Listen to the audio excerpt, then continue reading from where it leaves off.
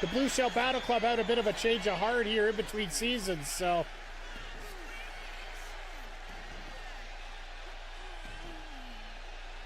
Morgan, you gotta get... Oh my God, Vivian taps out. As she's staring down Morgan Cross. These guys. Quick cover. Reversal. Oh my God, the retro ball's got on a roll up. And he's supposed to be the good guy here. Take it off the turnbuckle. Oh, look out, crossface. I can tap it all I want. The ref's not going to see it.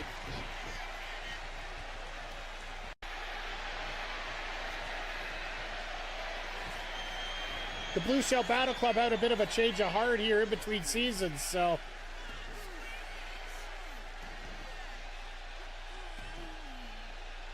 Morgan, you gotta get... Oh my God, Vivian taps out.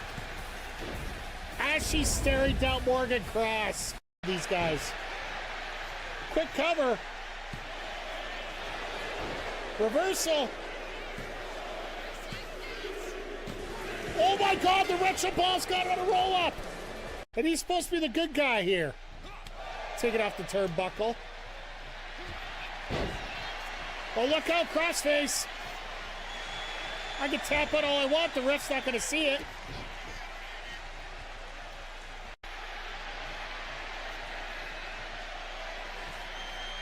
The Blue Shell Battle Club had a bit of a change of heart here in between seasons, so...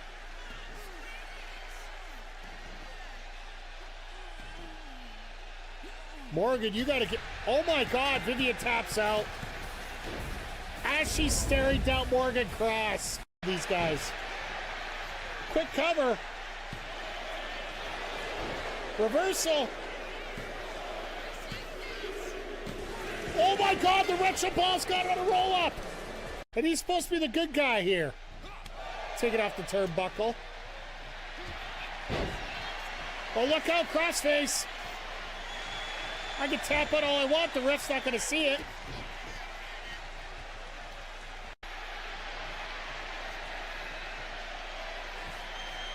The Blue Shell Battle Club had a bit of a change of heart here in between seasons, so...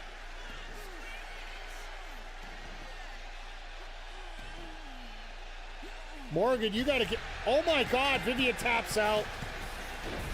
As she's staring down Morgan Cross. These guys. Quick cover. Reversal. Oh my God, the retro ball's got on a roll up. And he's supposed to be the good guy here. Take it off the turnbuckle.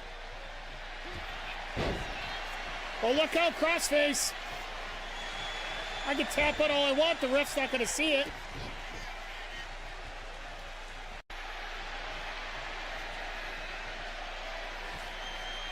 The Blue Shell Battle Club had a bit of a change of heart here in between seasons, so...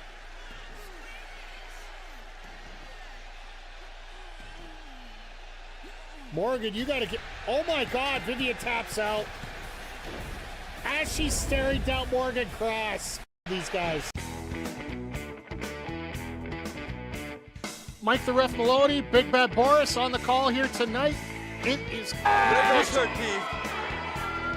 Oh, super kick! Let go! Let go! Third! Let go! Super kick party! Yeah, pay the money for that. Yes! This life is going great! Let's go! She's healthy. Let's go! Is she healthy? Yeah! Apparently she's back.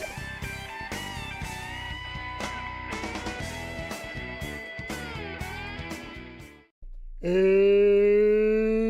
yo, and away we go. Hello, everybody, and welcome to the Wednesday night edition of the AEW Dynamite / Collision Sidecast here over on the Mike the Ref Twitch channel, as well as the Backbreaker Video YouTube channel. Always a pleasure to see each and every one of you here every week, and I'll be honest, everybody, I'm a little bit of a loop today. Just, if you guys... I mentioned it on the last sidecast. I had to work today as a unfortunate side effect of some issues at work. I had to come in and help cover for someone. So normally I have the whole day to relax and just sit back at this and Nope, tonight just blitzing here. And got home about 2 hours ago here. Throw some food in me. Make sure the stream's ready to go for tonight because we have a big episode of Backbreaker Pro coming up here tonight. As sorry, I want to get the make sure we get the card on here for you guys so you guys can check things out as we go forward here. As yeah, let me get it up here on the vertical sources as well here.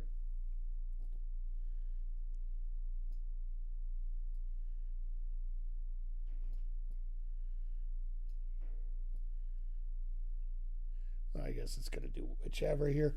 So yeah, we're going to have Snow Penguin taking on Morgan Cross. We'll have a little bit more details as to what we're going to be doing for Breakdown this Saturday.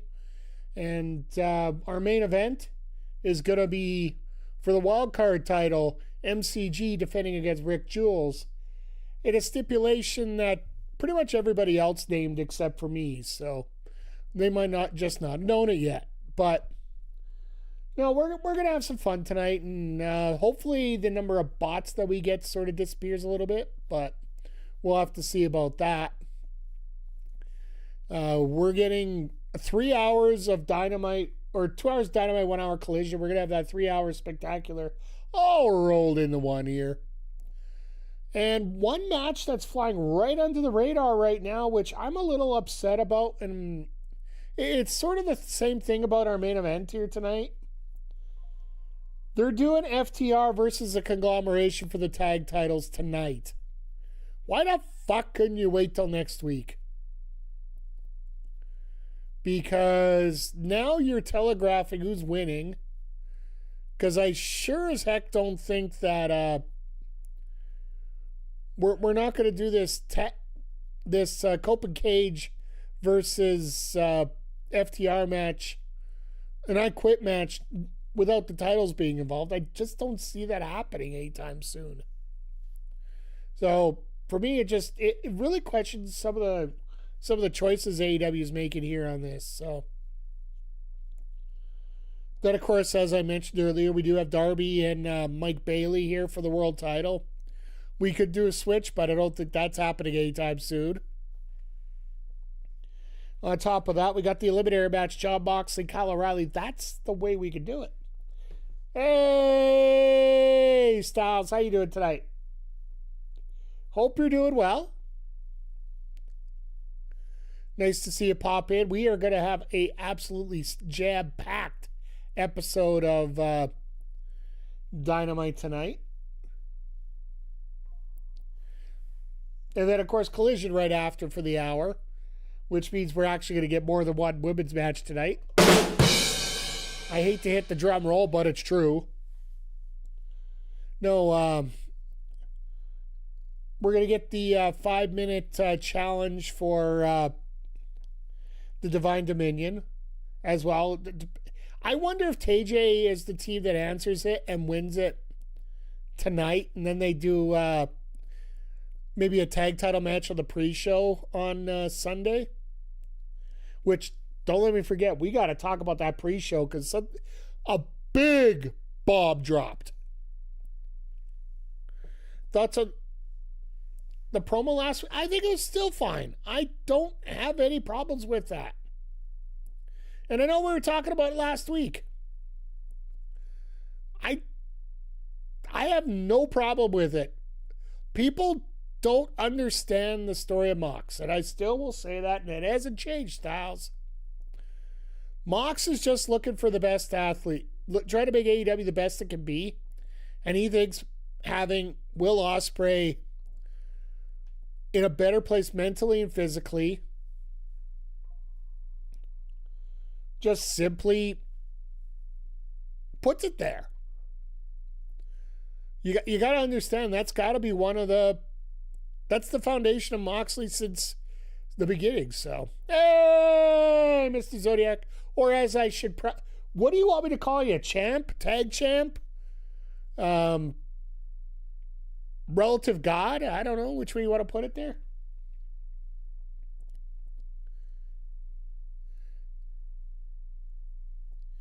Here's this out of that faction. Nobody's a bit better.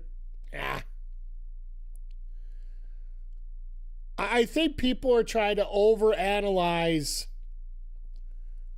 And yes, it's 2026. That's the thing we do these days, is overanalyze everything. Mox is out there telling everybody that he wants to have the absolute most dominant promotion in the world. That's what he wants. If somebody can come up and beat him willingly, he'll take it, but they're going to have to earn it. That's basically where we're going here, right? One half of the BPW Premier Champion experience. All right, we will go with that. Let me take the show ad off. I need to make sure that I have it available just in case we get more friends like we did last week. That was just dumb on so many parts. You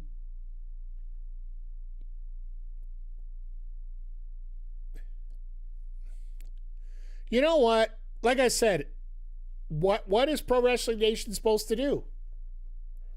They're supposed to talk about stuff. As far as I'm concerned, they're doing their job. They're bringing stuff up. They're bringing different topics. They're talking about things, whether they are good, bad, or otherwise. They're talking. And that's one of the job of a pro wrestler, and this is why I'm a horrible content creator in many ways. Why I don't go over the top compared to some of these other people in terms of numbers and in terms of publicity and all that.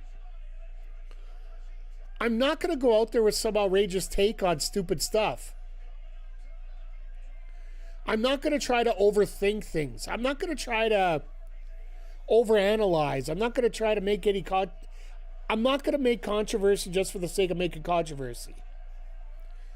Pro Wrestling Nation's meant to do that. Anybody is like that. We're literally just going through the intro of the matches, so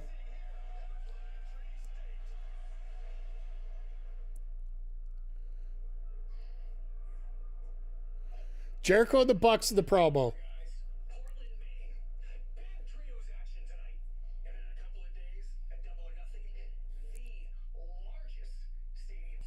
Oh, I get it. Like, I don't mind it. It's just, you're asking my opinion of it. My opinion is I don't have an opinion of it. Just because I think the promo was fine. I think it did what it was supposed to do. I do think a lot of Pro Wrestling Nation has a bit of a skew on them. And a lot of when it Goss is a big part of wrestling. Absolutely. And I don't mind. Like I said, I don't mind that. And I know a lot about the goofy stuff and the gossip stuff. In many ways, I hear the gossip, but until I actually see the results of it, I don't really care, to be honest. And that, like I said, that could make me a shitty streamer. That could make me a shitty reactioner. I have my thoughts on it, and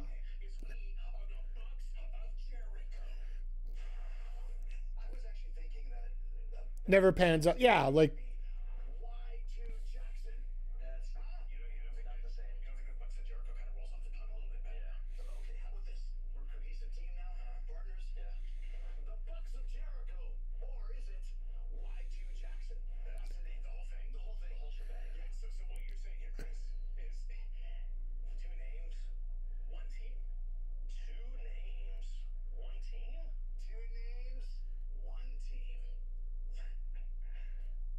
you know what they should just call themselves?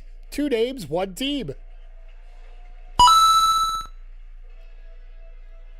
And they're even starting off with this. All right, I kind of figured it was either going to be this or it was going to be Briscoe and Ciampa. With the Bucks of Jericho, Y2 Jackson, winners, whatever. 2 names, 1 team. Vic, How the hell you doing? Long time no see, my friend. Always appreciate. But yeah, no,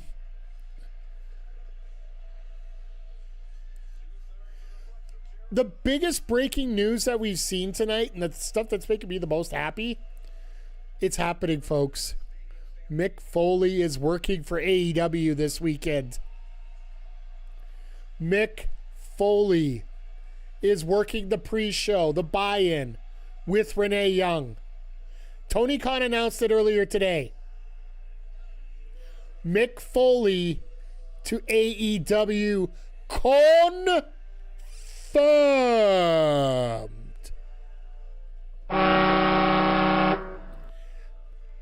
And I'm not talking about full-time Mick Foley. I'm talking about one night. But yeah, it was announced earlier today that Mick Foley will be working with Renee Young on the buy-in, which is available free on all socials. And my God, it is happening. We knew that the contract was coming up. We just needed to hate being behind new news. Well, the thing is, it's only dropped an hour ago, so it's not really... And see, Styles, that's the difference between what I like and what dealing with Pro Wrestling Nation and stuff like that. I will wait till the actual facts show up, and that's an actual fact. Tony Khan actually posted it. So, you know when Tony Khan's posting stuff online, you know it's true. Yeah, and PJC, you nailed it right on the head.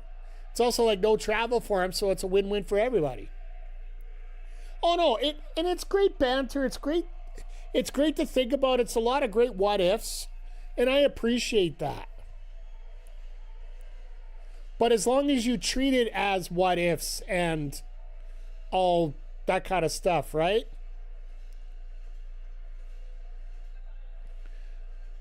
Because there's a big difference between treating stuff like that as speculation and ponder and wonder versus trying to treat it as fact.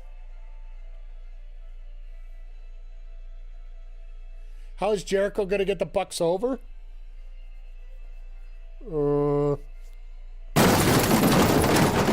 Maybe a lot of that. Unless you were creative. Oh my, here we go. You know that Forbidden Door's coming because the IWGP titles are being shown. So for anybody that doesn't know, they have Mark Davis with the national title. Andrade El Idolo last week won the IWGP Global Championship from Yota Tsuji. Basically, Tsuji got all of his titles are just gone within a couple months. So Andrade not bald. Mark Davis not bald. MJF soon to be bald.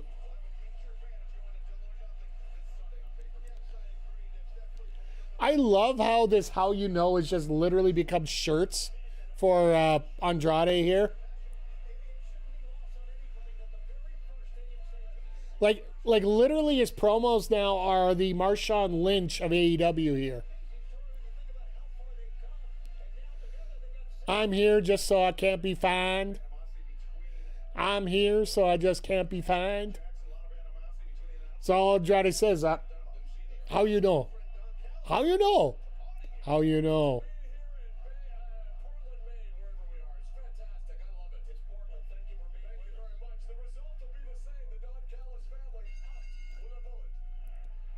So they're in Portland, Maine, not Portland, Oregon. This would be such an R-Truth, an R-Truth segment right here.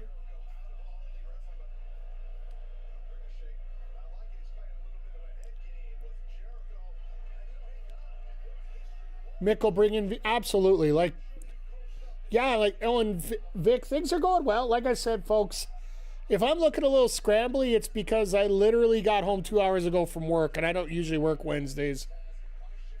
But the good thing is I do have the weekend off, so. And means I get to work a little bit extra this week out on BPW Breakout. If you guys haven't heard, we're going to have our second ever PLE for Backbreaker Wrestling coming up this Saturday since there is no collision. Jericho looking out of shape. You know what? It's the same look that he's had since he came back. So, oh my God, he got 2. Folks, rate the baddies. Rate the baddies. I want ranks. Let's go.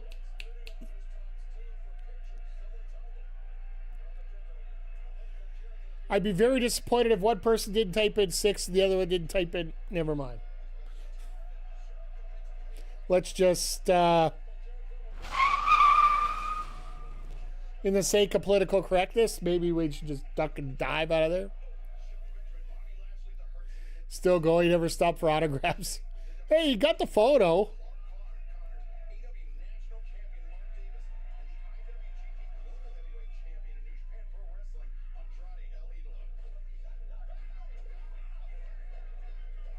Yeah, I have to imagine that global championship is going to be defended at Forbidden Door.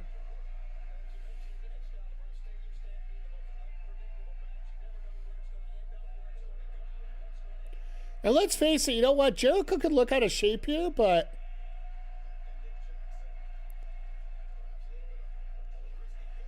no, outside of SmackDown, drove right in. Not fair. Those women look paid for. Not that there's anything wrong with it. Hey, you know what? Whatever it takes for a little bit of dough. That's why I said one of them, like, one person ranks him a 6, the other one ranks him a 9, and everything freaks out perfect. It is Portland, Maine, after all, so you know you gotta be careful here. Of course, everybody from Portland is about ready to. It's gonna be those trolls that show up here. Styles, the only way you're able to see the other comments is on my screen, like actually what I'm showing here. If you're watching the feed, you have to read the feed below me here on YouTube. And on Twitch, it is on the left side of the screen right now.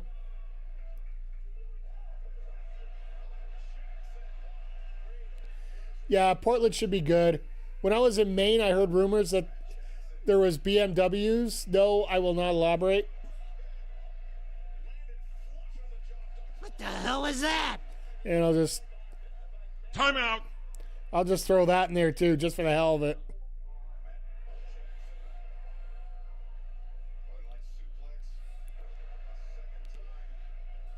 No, this should be a fun set of 3 hours here.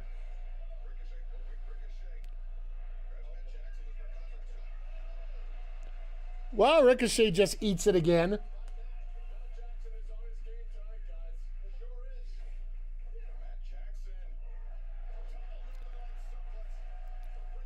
You knew there was going to be a Death or Northern Lights somehow here. You just didn't know exactly how it was going to be. I'm surprised Archer isn't out here providing protection for Callis here.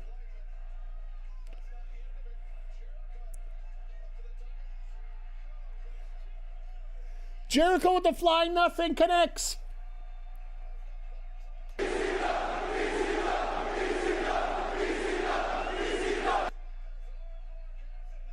Well, at least Jericho decided to go with the forward flex instead of the arm press, right?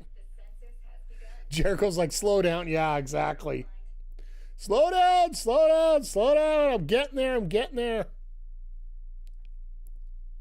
But the flying nothing is a very elaborate move there.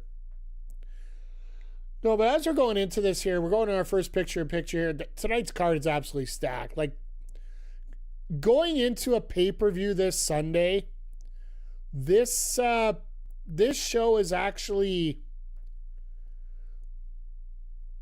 this feels like this could be a mini pay-per-view right now.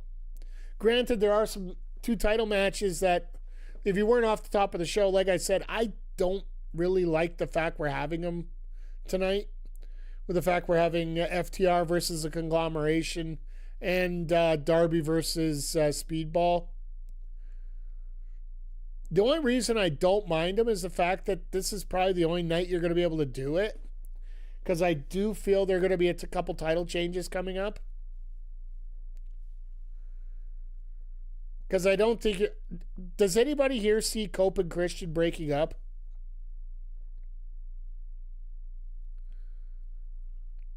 I don't know. I don't think so personally. I think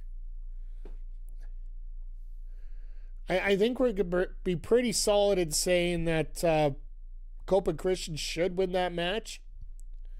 And that main event, really, you could go either... Call this a sucker riot? Come on, boys. Let's take him to school. Oi! Brian, how the hell you doing tonight, folks? Fanboy Brian, absolutely one of the beauties here. Make sure if you're not following him that you do. Just click the heart right above the chat on good old Twitch here. Jericho isn't up to it. The spots are much quicker. Yeah, that's fair. You know, he might slow down a gear, but he's still doing good. How was the Bourne Ultimatum today? I got home late from work. I was lurking for a couple minutes there just before I had to switch over here. I know you're having a little bit of trouble with your controller and such, but I know you're achievement hunting as well, which is always a fun thing, right? Bourne was a pretty solid game, yeah. Those Xbox 360 games were just an absolute blast. Yeah, Fanboy Brian does do a lot of meanism. Oh, fair enough. Being now playing Vanquish, cool.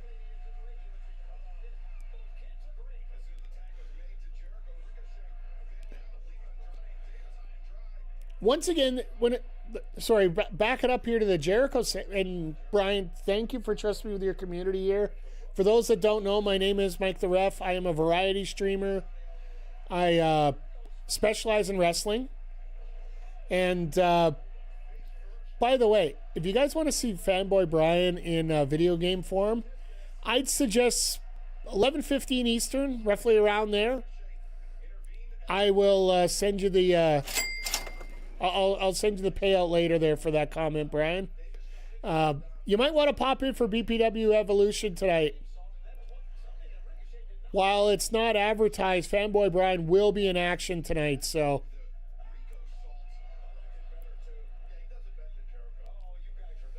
Great commentator, but you know what happened the last time that people started complimenting me like that?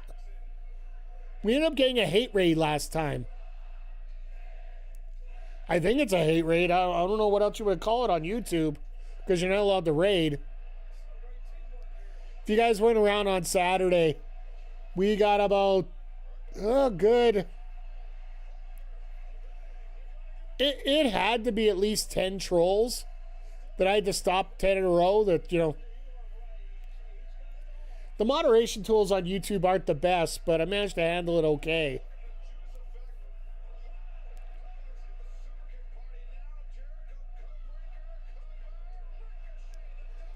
You know, the Bucks maybe should look for where the other two guys are when somebody hits a big move like that. But no, Fanboy Brian will be in action tonight on Evolution. I believe that you're looking to get a little bit of revenge after AWS ended up beating you in that 6-man tag. So we're going to get a one-on-one contest with you two prior to our main event tonight. I'll just throw it up right now. Rick Jules, MCG for the wildcard title. Stipulation to be announced at the show.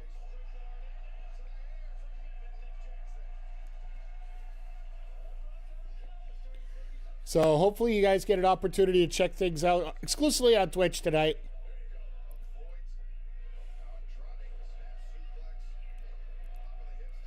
But you notice with Jericho, and I know people talk about Jericho taking a bit of a page slowing down here. He's actually doing something very smart in this match, and something he's done smartly when he's come back. He will get 2 or 3 big moves. Then he'll get the piss beat out of him and knocked to the outside so he can rest for a little while. So he isn't really over exuding himself in a match. Still surprised me. He wanted to come back. They're letting him come back.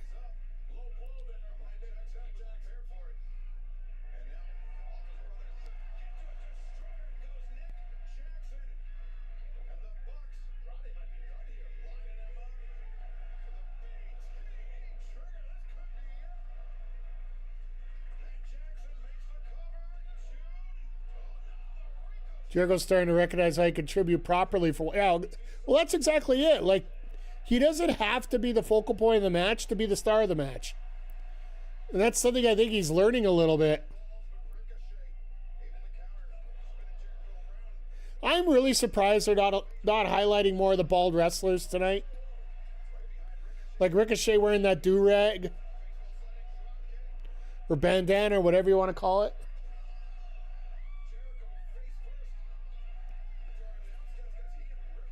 All right, well, they're going to battle out of the building. That makes sense. Because they are going to be doing the Stadium Stampede on Sunday. What's the craziest song they're going to play during Stadium Stampede on Sunday? That's the question I got. Like, I think one of the things that popped everybody more than anything else last year was that when they let the bodies hit the floor.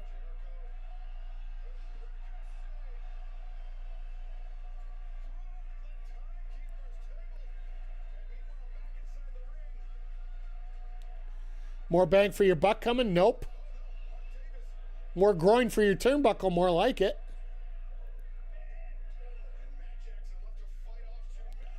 And El Idolo beat up Davis. That's great. Got to throw some biscuit.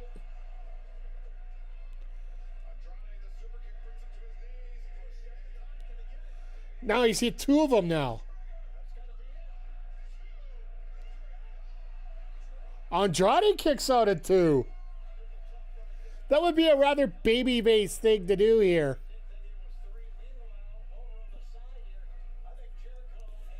By the way, folks, for those that...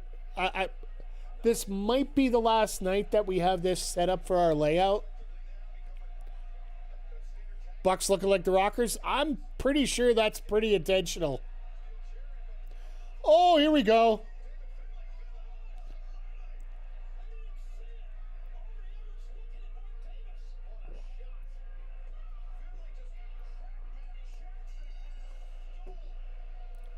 And, of course, Andrade's in a 69 position for the pin.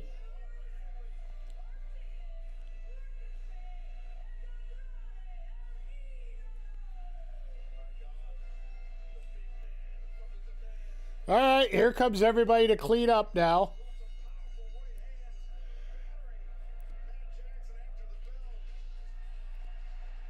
Oh, they're not even waiting. Let's get the music out here. Let's get Jungle Boy and Luchasaurus out here.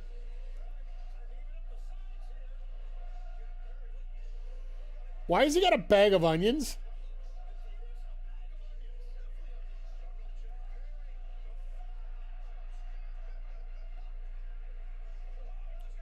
Why would you hit a guy in the head with a bag of onions? Onions, baby, onions. Maybe he's trying to show that he had no onions? Oh, now he's making him eat onions. All right.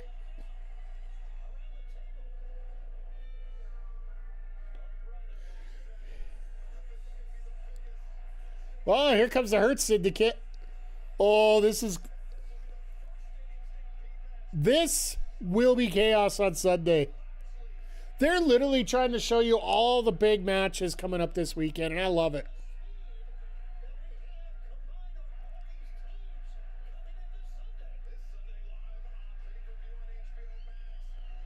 But yeah, for everybody that's popped in here, hanging around, I really appreciate all you being here. It is.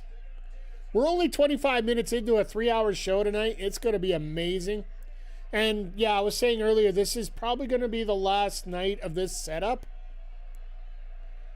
for the Sidecast. Like it'll look similar, but I do have to change a few things due to some proprietary things that Stream Elements owns that might be disappearing soon. So I got to find some replacements. So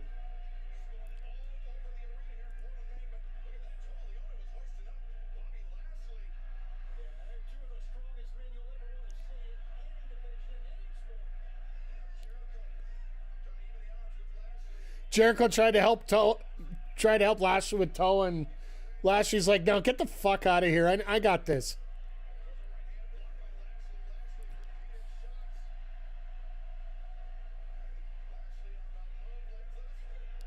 Well, Toe is dead.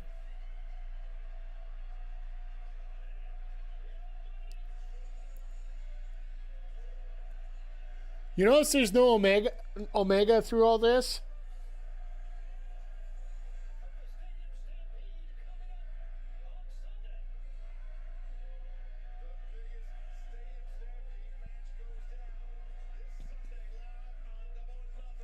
Like, that's the one thing that I noticed the most out of this.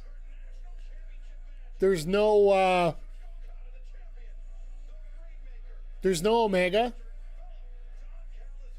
Maybe it's because Perry had the onions to show up while Omega didn't.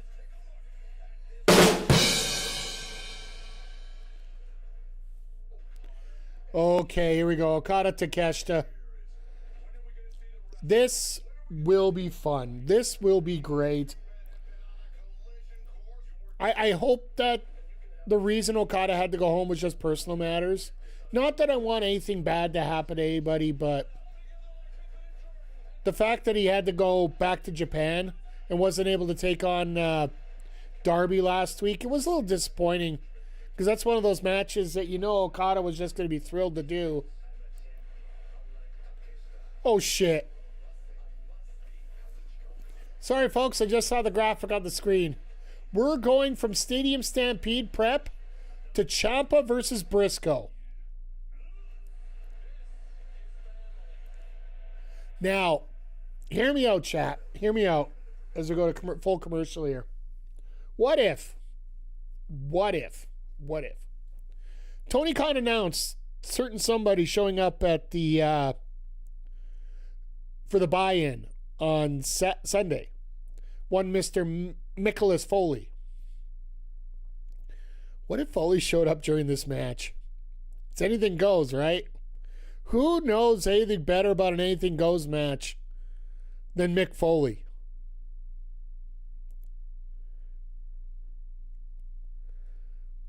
If that Legends contract's up and he's able to participate in AEW, and Maine, help me out with my geography, folks. Is Maine close to Maine's got to be somewhat close to Long Island, right?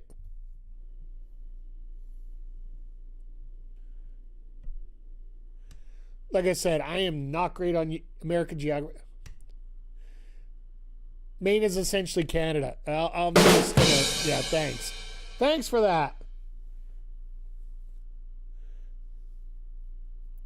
So basically, you're telling me that's very far away. All right, well, then maybe not. Because PJC nailed it on the head earlier tonight. The fact that it is so close, Maine is all the way up to the right. Oh, it's right next to PEI, Nova Scotia. So it would be a couple-hour drive for anybody to go up that way. So maybe not in that case.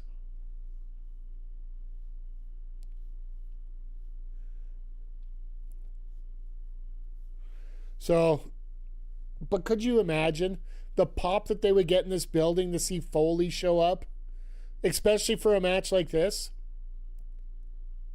Maine is beautiful. It's my happy. Hey, Mr. Iceman, good to see you here tonight.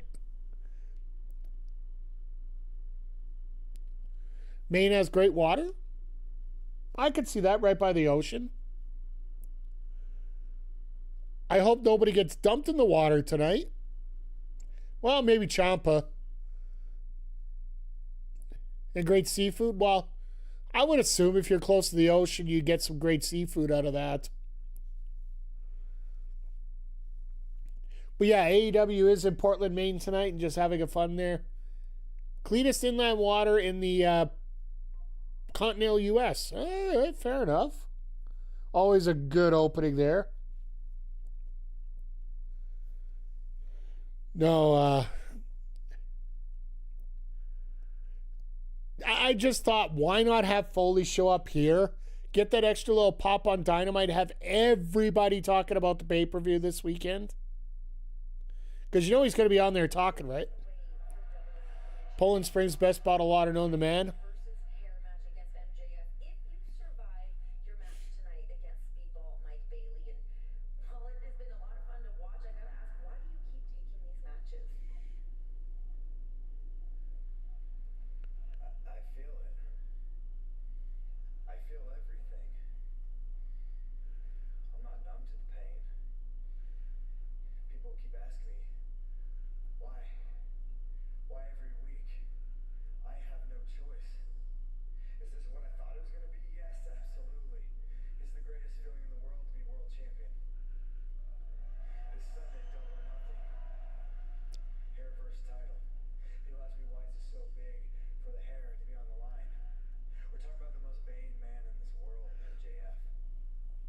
By the way, how many people here watched that interview with MJF and Ariel Helwani that went up today? Personally, I haven't seen it from end to end, but I've seen enough clips that I just absolutely loved it. It's making me want to go watch the whole thing. Because he said so many things that are so intelligent.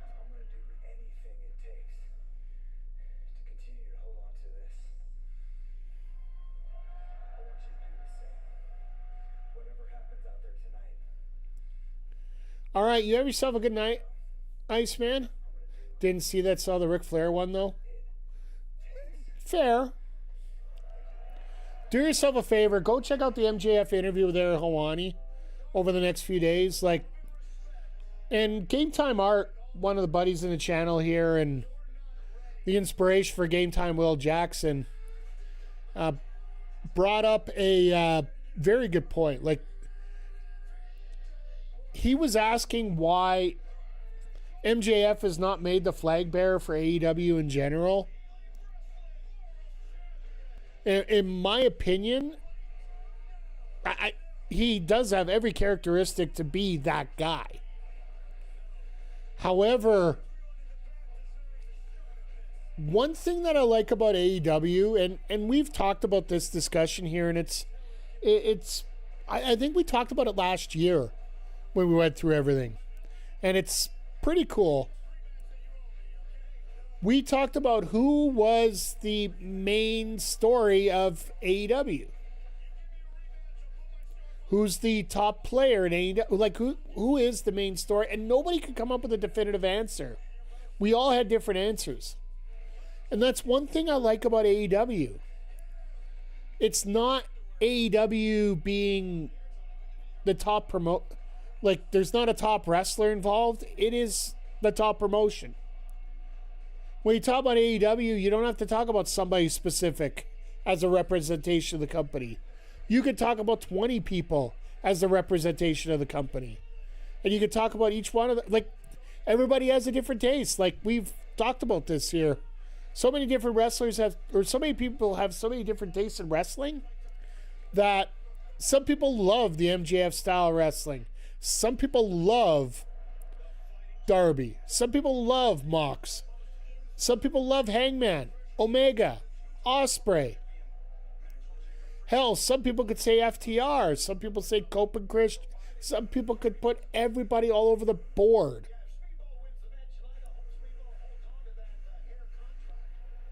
So you literally could go anywhere for this.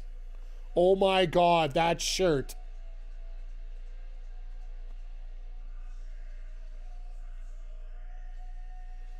What in the world is that shirt? Is that a jersey or is that a... Holy... Sorry, I literally stopped my tracks here. Look at that thing.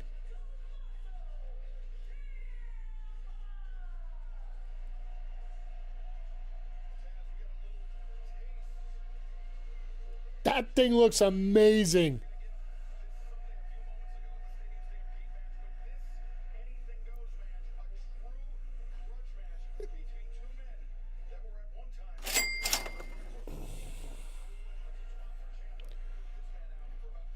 It's going to be on the radar. It has to be. That thing is way too cool.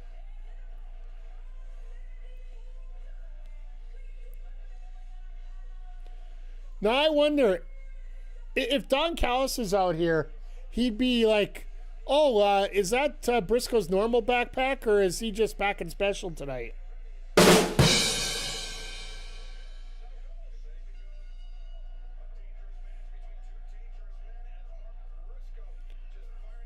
See, the reason I asked about that shirt, I'm gonna have to find out online later.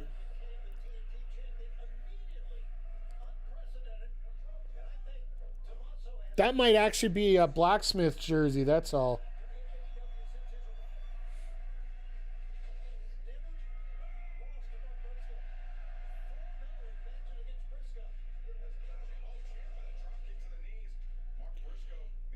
Oh, Chris, I'm glad you found that post that I mentioned earlier about the buy-in coming up on Sunday. For those that are popping in late, yes, we will be here for the buy-in as well as the main pay-per-view. I am going to use my AEW for the first time. Now that it's available on Roku, I can just buy it right off my TV, so it makes life so much easier.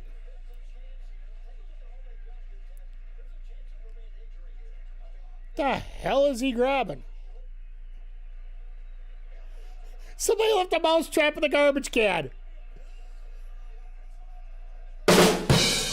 All right, that's deserved that.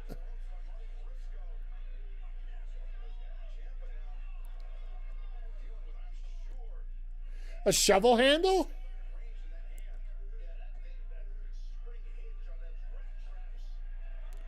Hey, we got a mop.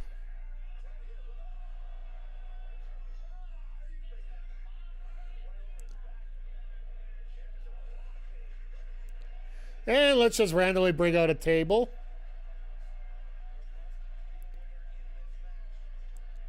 You know these guys aren't going to slow down for this matchup, guaranteed, right?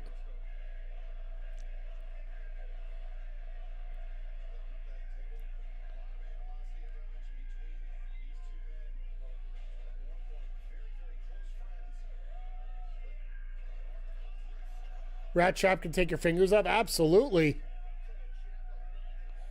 That's the one thing I like about stuff like that. You can actually, like using a rat trap, something like that. And it's why I like Lego over thumbtacks. And William Regal, we talked this before. William Regal brought this up in a conversation. Why he likes using Lego instead of tacks for drop-down weapons. How many of you have actually stepped on thumbtacks before? Like, and I don't mean just one. I mean like a bunch. Oh, shit.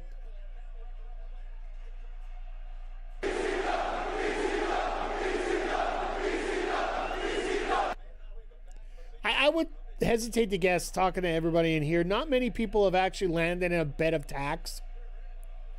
How many of you have stepped on Lego before? I would say a lot. Thrown on tacks, backyard days. Oh, fair enough. But I'll guarantee you, like, a lot more people have stepped on thumbtack or stepped on Lego. And that hurts. That hurts a lot. Hey, cheese grater. Got all sorts of cuts from Lego. There you go. Like, you can relate to Lego.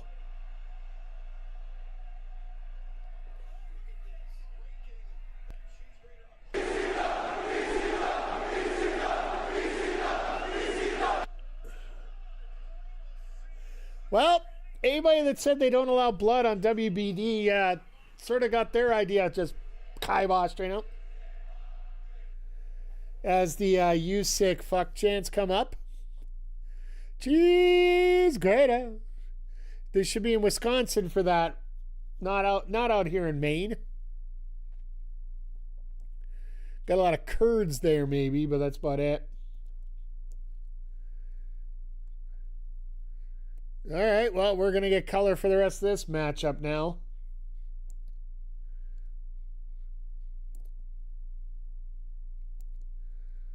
But you got to admit, these two have probably been looking forward to this story for such a long time.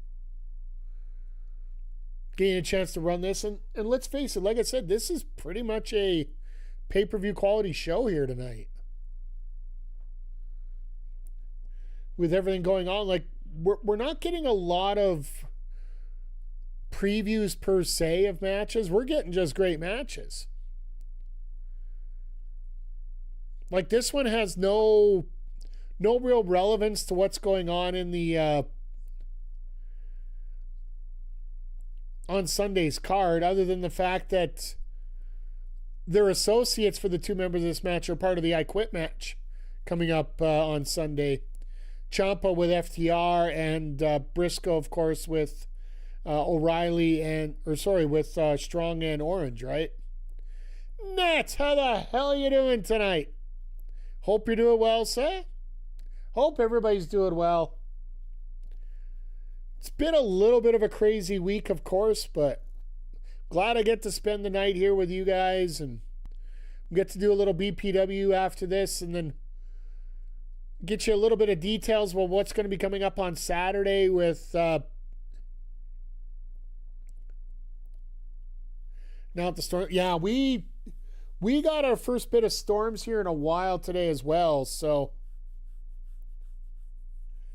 actually really happy that things have calmed down a little bit here. Oh yeah, crazy hail. We haven't been that bad yet, but we were looking at a lot of rain. Huge drought in Jacksonville. Honestly, that doesn't surprise me. Normally I expect that for an area like Jacksonville, but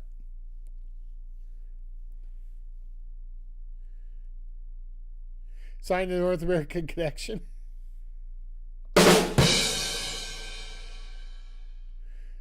Yeah, you got to be careful here. You got one half of the Backbreaker Empire Tag Team Championship experience, apparently, is what something like that. I'm trying to figure out exact. I'll get it down eventually here. Enjoyed the show? Nice.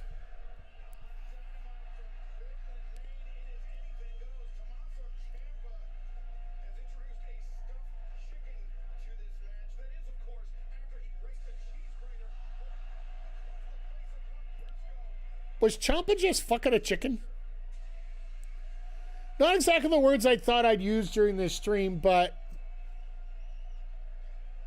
the hell is he doing?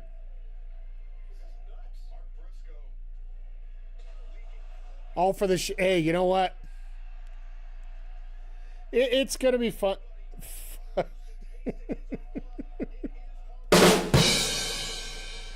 I knew that was coming. Sorry, folks. This show's getting a little R-rated tonight. A little. No shirts will be coming off in a result here. Even got the extinguisher? Nah, yeah.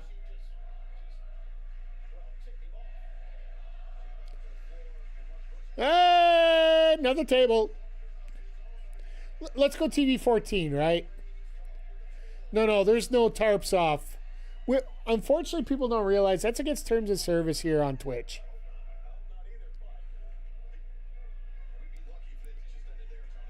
Doesn't matter if it's male or female. That's why wrestling had such a hard time getting on here for a while. Absolutely love the craze at MLB right now. Did you guys hear about the big news about AEW having... yeah, well, I'm sorry, I live in an apartment. That hot tub ain't happening. Rick Jules. Oh, my God.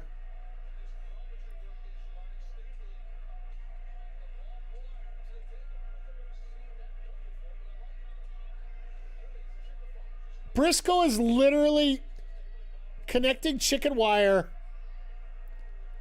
onto the table with a staple gun in the middle of a match.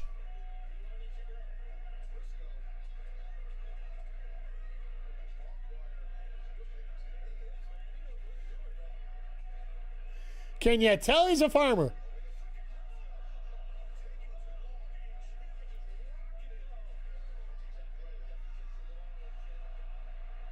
Oh, here we go once again.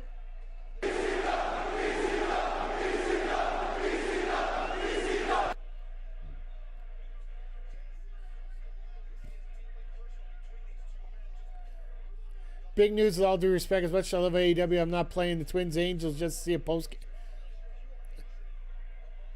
You know what? I might be crazy enough to try that, but you know what the sad part is? It's a 7-10 game.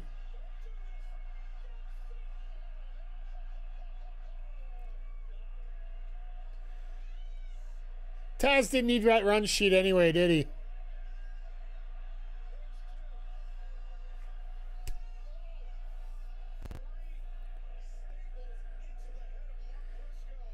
Hey, if that game goes extra innings, you could have a midnight bell time.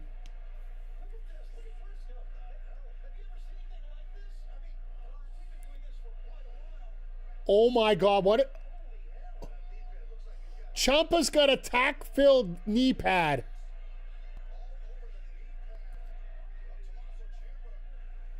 Yeah. And the ladder just broke. Screwdriver! Hey, that's Don Callis' gimmick.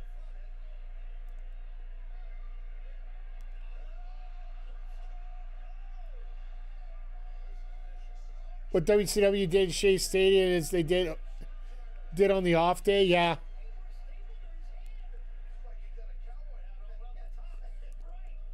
You know what? I'm just happy that they're getting out there.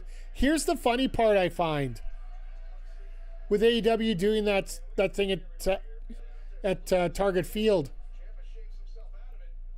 It's the when, it's not the what. AEW is going into Target Field 3 weeks before SummerSlam.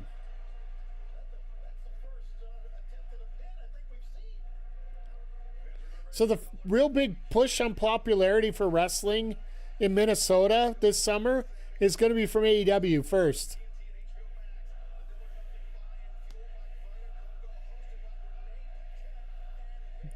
That doesn't matter, to be honest. There it is, the big announcement, folks. Mick Foley's going to be hosting the buy-in along with Renee. And Styles, you're absolutely right. This is nuts for WB.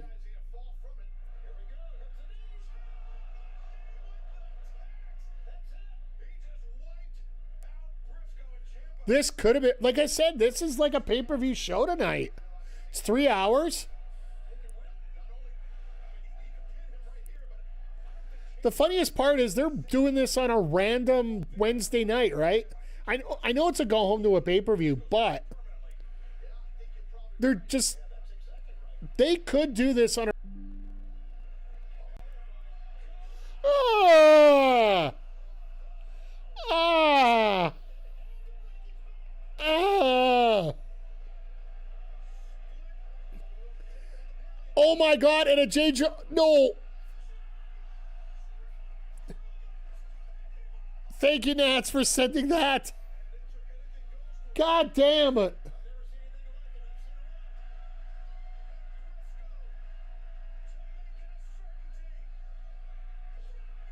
Give me a pay-per-view call at Dynamite with a shorter pay-per-view following. I'll be happy.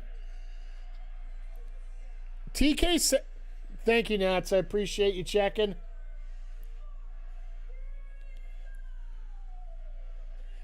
By the way, I do know what I have to do about it. It's $300. I still got to order it. I probably will order it tomorrow when I get a chance. It's my computer. I don't have enough juice in it to run everything properly. And the computer they gave me just, yeah. Anyway. What a fucking match here. But going back to your point, no, not RAM, actual power. That's what's actually doing it. They gave me a 350 watt tower to work with here. And because it's an HP, I have to get specific HP parts, which means I have to get if I want to get a 500 watt one, I have to go through HP to get it, which is the reason that's $350. RAM-wise, I'm loaded. Like every other setting, I actually have lots of room. I got lots of room to work with. Just the damn power is the thing that's not there for it. So, like I said, there's going to be a few changes coming up here, and I hope it's all for the better here. But no. Oh, and Zodiac, to your comment about the pay-per-view. Unfortunately, the pay-per-view providers that he works with outside of my AEW, in the contract, he has stated that runtime is minimum 3 hours, 45 minutes. Just straight up, he didn't want to fool anybody. Minimum 3 hours, 45 minutes, can go up to 4 hours. So, everybody that's asking for a shorter show, you're just not going to get it. It sucks. Do I wish more shows were in the afternoon? As long as I can get the time off work, absolutely. And having an afternoon show would be. And that's 2 now. Including the pre-scrum and post-scrum? No. No. The scrums are completely different. They're on YouTube. They're a separate entity altogether. Their styles. No, the actual pay-per-view itself. I'm not talking about the buy-in. I'm not talking about the. I'm not talking about the post-show. I'm talking about everything that you pay for as you're putting things together here.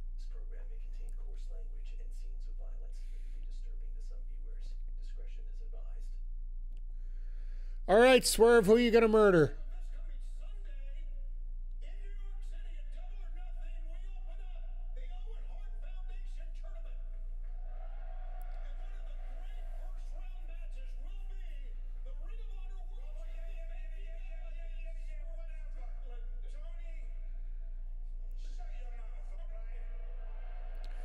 Nana gets to be an asshole again.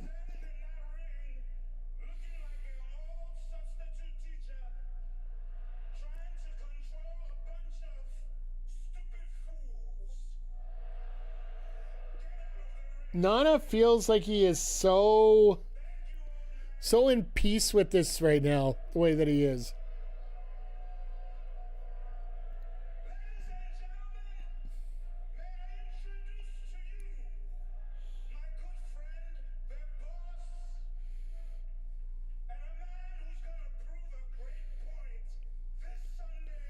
Folks, who do you got, Swerve or Bandito in this one? Who do you got on Sunday? I got a funny feeling. Someone on an interview, very humble. Absolutely. I think the smart money's on Swerve.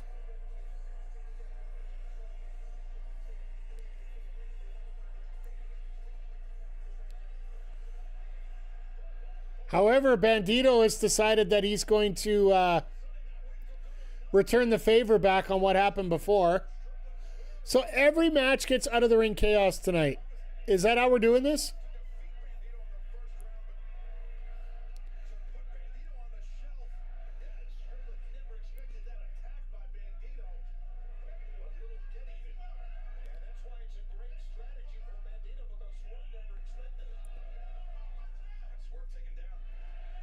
And this is where Bandito dies.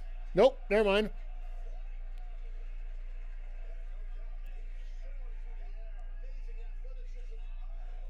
least Bandito's dressed for the occasion for the sneak attack, right?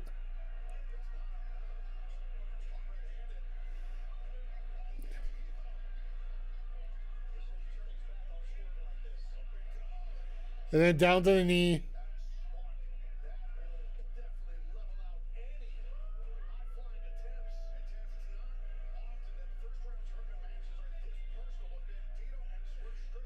Swerve made it this personal, and I love every second of it.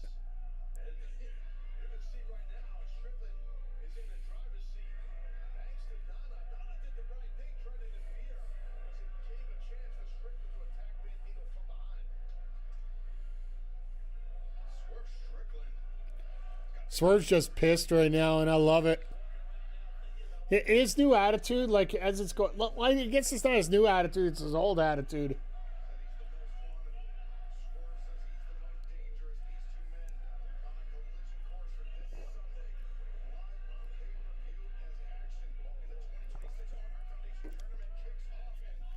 He's trying to go for that vertebraker on the chair again.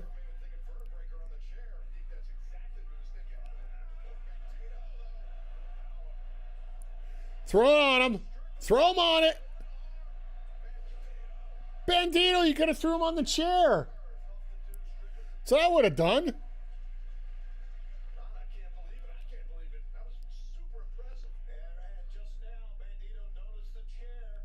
Bandito sees the chair. He's like, nope, we're going to do this.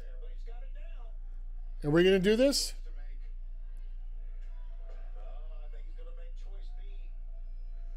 He's going to 21 plex him on the chair.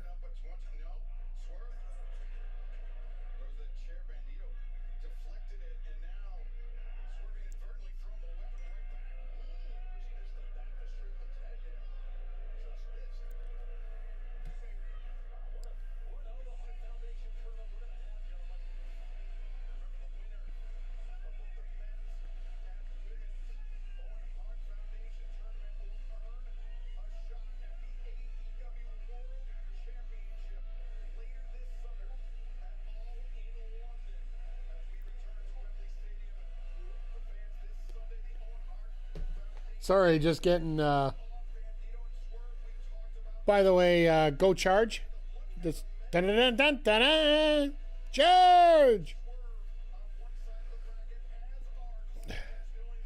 Yeah, they're not really... Here's the problem with Swerve. Swerve's somebody that they really want to cheer. He's the cool cat, right? Nobody really wants to boo Bandito either. So what do you do, right?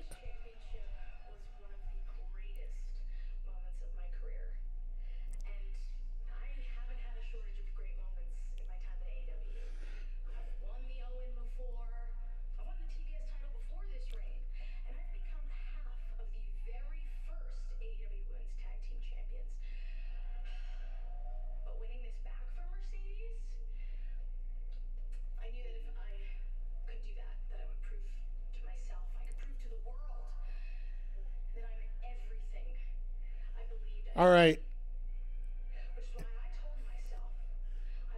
That's why Willow's going to go back to back. Like, she's going to win it a second time. She has to.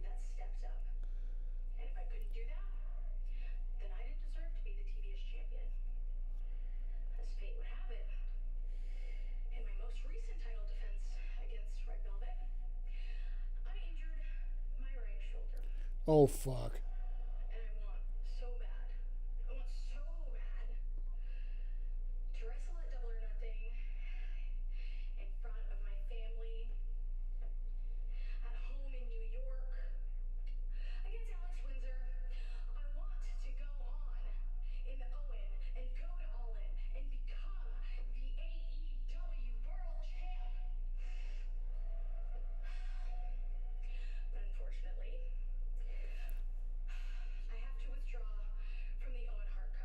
Wow.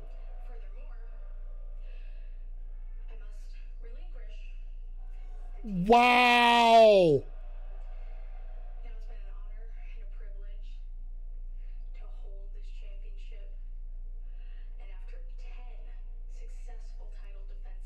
I don't care how she holds it, Styles. It could be either way.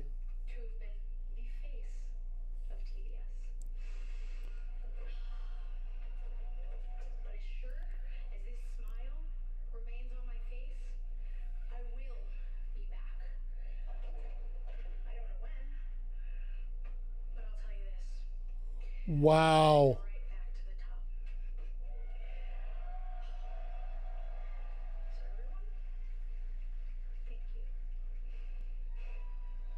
They got me.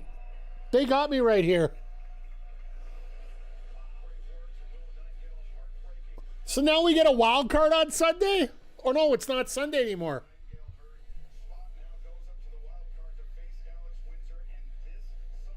Folks, who do we got for a wild card? Is that Mercedes? Is that Mercedes popping in?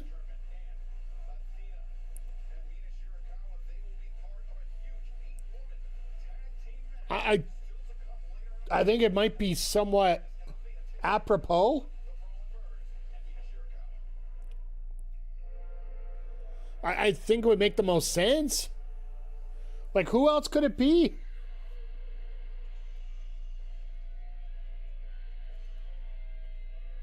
Someone else.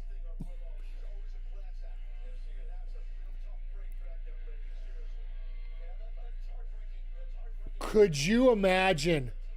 Could you imagine Charlie being that one?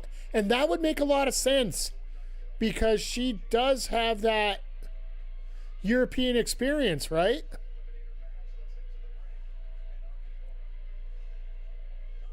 Thunder Rosa getting big opportunities. I don't want to say she's doing big things.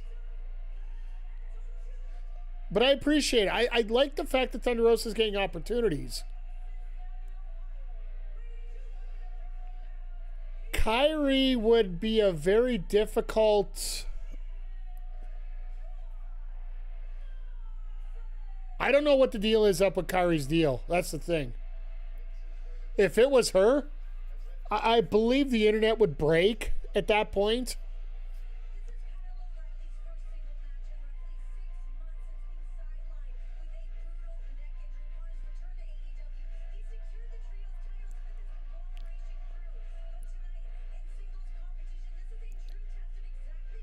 Now, does Kyle O'Reilly win this? I think there's a chance. I seriously think there's a chance of it.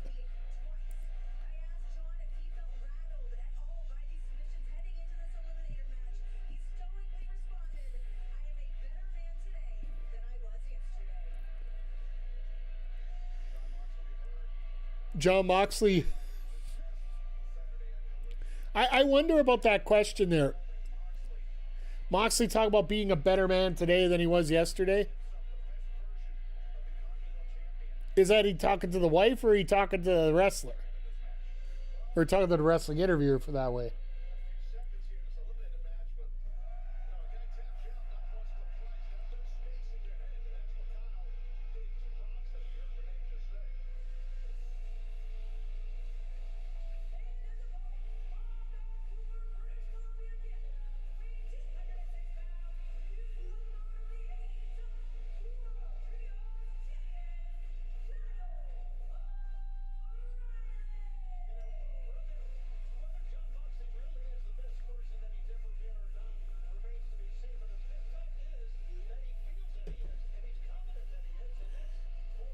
See, Kyle with the backpack, he's like 16 times more serious than he's been before, right?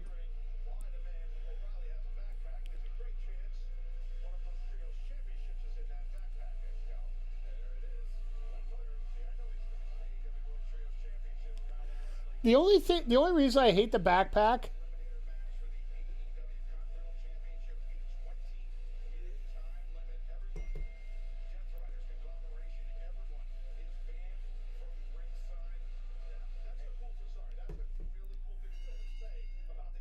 So, Kyle O'Reilly, when he doesn't have the backpack, he's actually he's air guitaring down to the ring, and that's one of the coolest things you can see with him with the title. Even when he wins his matches, he's still air guitaring, right? So.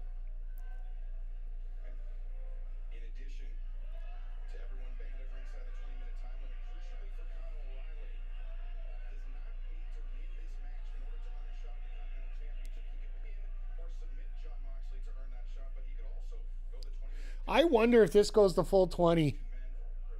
It wouldn't surprise me one little bit if this match goes 20 minutes. Because as we look at this, we're going to get the 8-woman tag here. Darby and Bailey will be the main. If you go 20 minutes here, 25 after, that would make sense. And then in the last hour, you do Shibata Ospreay, the Divine Dominion, the AEW Tag Team Championship, and that's how you end up the show. With Cope and Christian coming down to take out FTR. That would... Just a quick little booking in my head. That probably makes the most sense. You could still go 20 minutes here and not go too crazy here.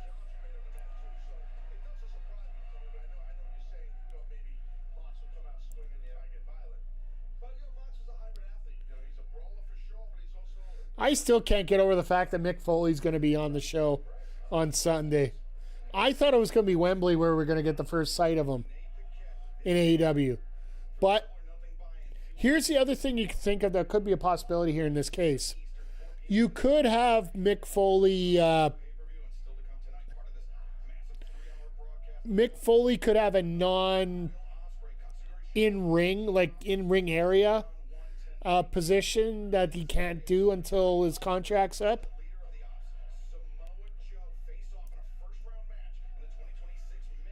My God, that Owen Hart match is going to be nuts.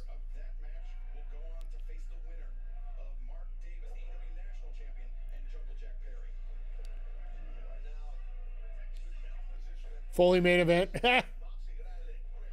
I don't think you go that far. What I'd like to see from Foley personally, if we could get Foley involved, is working with Mark Briscoe. It just feels like those two would be two peas in a pod working together. Like, you want to talk about sick and twisted. I think Foley's like the god of that.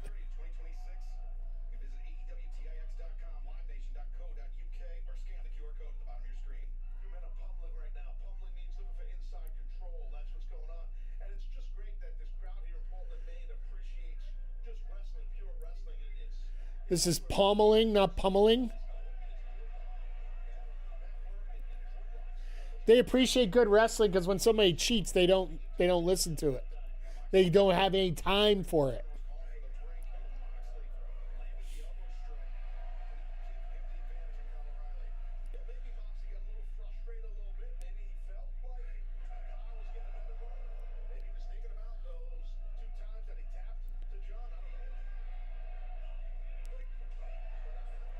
O'Reilly just getting worked over right now. Which doesn't surprise you. Like, even in their previous matchups here, Moxley did dominate the first part of the match for the most part. It's just once he got into that third and fourth quarter, that's when you start dealing with a lot more with O'Reilly and his striking ability and...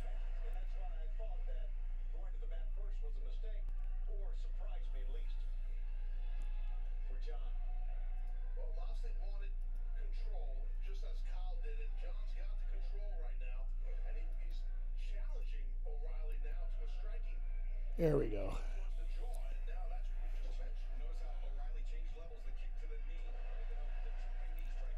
And O'Reilly just doing the work.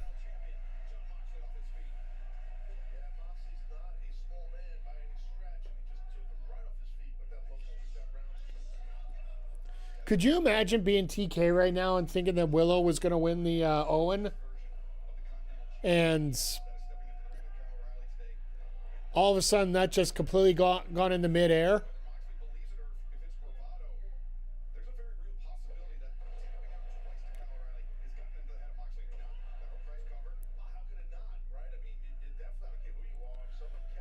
Like, the good thing about AEW is the fact you do have like 3,000 backups available.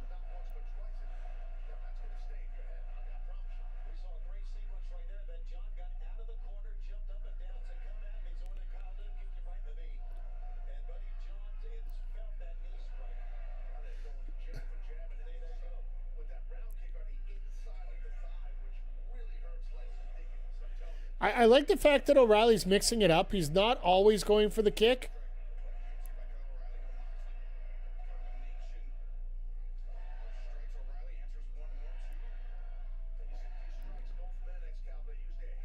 But these guys are taking their time right now, so I got a feeling we might get to 20 minutes. Hockey fight!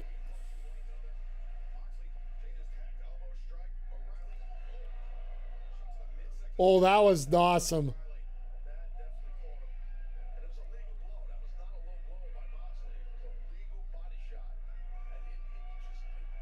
Fake tie went low.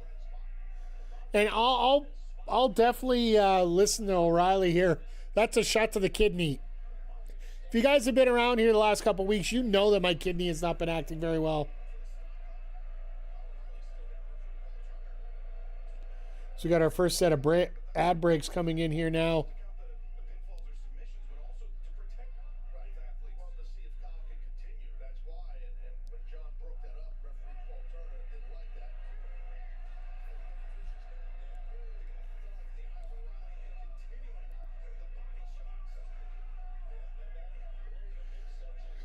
Just hooked up O'Reilly here like a big old piece of meat.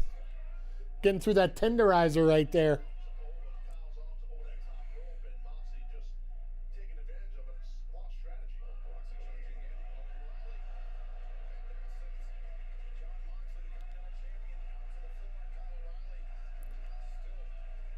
All right, let's see now.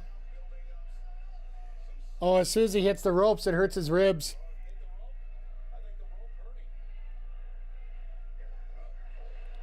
Makes sense. Like, this is a hell of a story these guys are telling right now.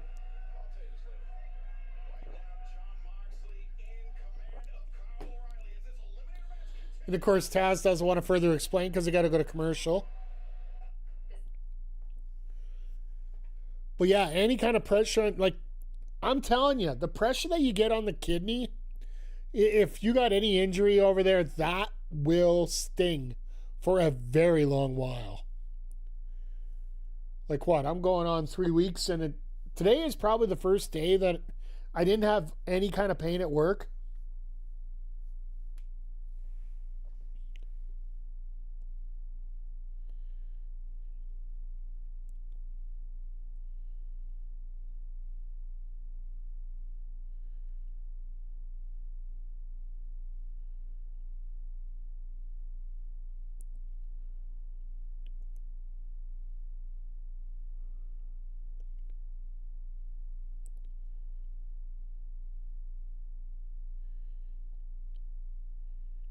Oh, just looking at a couple notes that just came. MJF's not exactly thrilled that Foley's there. Even though Foley, number one, has a ton of hair on his head, so, you know, he'd probably be supporting MJF. Two, he is from Long Island. You would think he'd be a little bit more supportive of having somebody there like that. He doesn't dress as well as MJF, so, you know, you get to look better that way.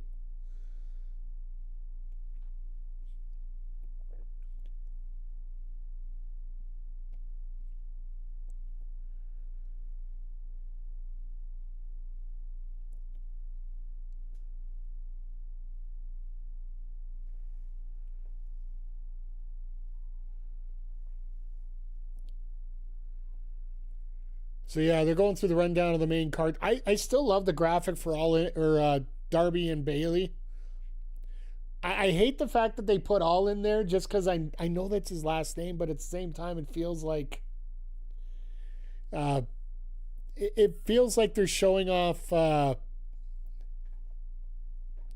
the All in London as they're going along. So.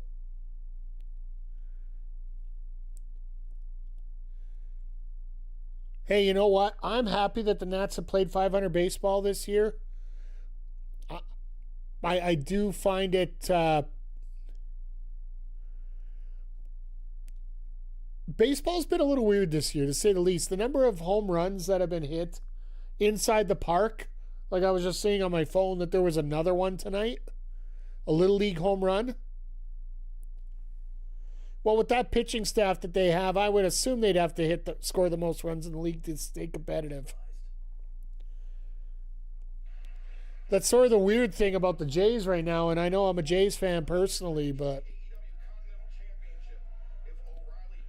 Like, the Jays have a decent pitching staff, even though they've lost a bunch. Over 250,000 points now. Zodiac, once I get my, like, you know how you were asking how to get into my soundboard? There is a way to do it. However, I do have to pay to get it done. I need to get this power thing fixed up before I can start working on that. So once I do that, then I'm gonna start putting stuff into higher gear here. Because I know you'd love to get into my soundboard. Max's last year, I would say probably.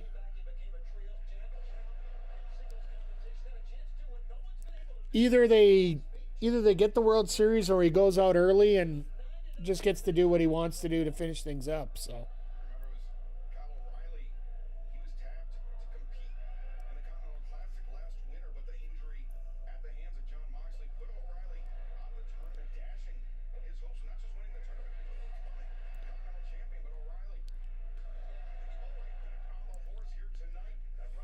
O'Reilly trying to play this game without a... This is an absolutely fantastic match. And we are roughly 12 minutes into it right now. Which is why I think we are going to go to a 20-minute draw here. Which means we probably will get this match at the pay-per-view. Waiting for Willie and Shibata. I think they're going to run that in the collision half.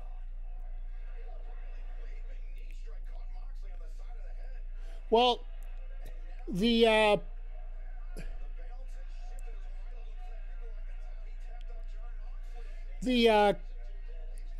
Continental Classic matches, or the Continental Championship matches, or the Eliminators, are 20 minutes long. We started this at 4 after the hour, and it's 17 after right now, so...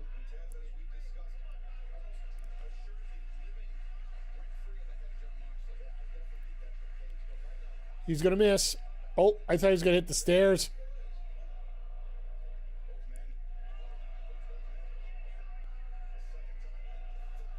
Double count out?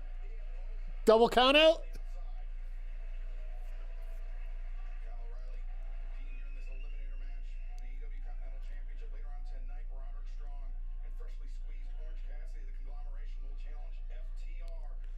That's going to be such a fun match. Strong and Orange versus FTR.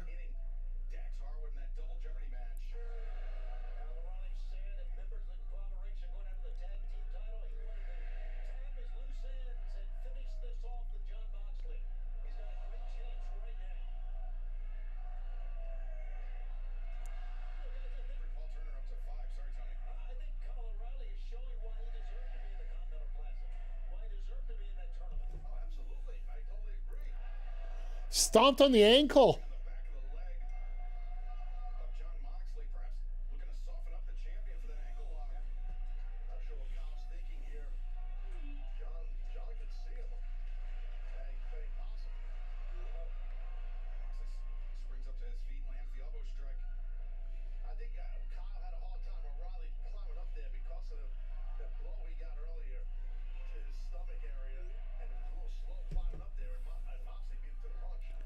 Double count out, oh hell no. I would love to see like just once in AEW. Oh god. Oh, you gotta do a double bite. Now he's gotta rake the back.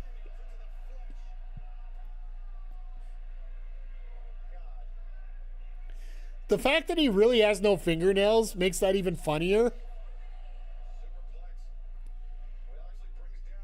So yeah, 5 minutes remaining. So they are keeping true to time here.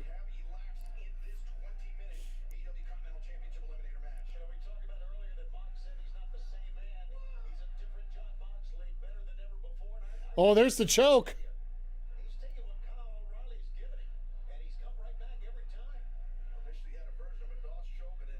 Need the Canes to win the cup. Do I want the Whalers to win it? It wouldn't be the worst feeling in the world. Could have the Whalers, the Nordique, the Jailbirds, or the Habs.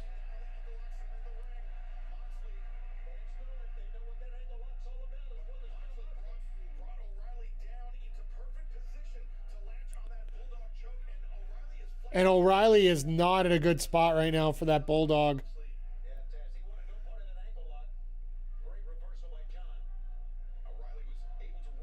Nice little gator roll. Now back into the Bulldog again.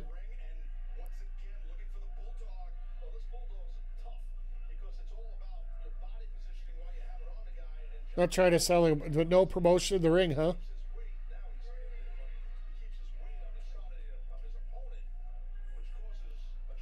You know what? I don't care either way how much it looks like.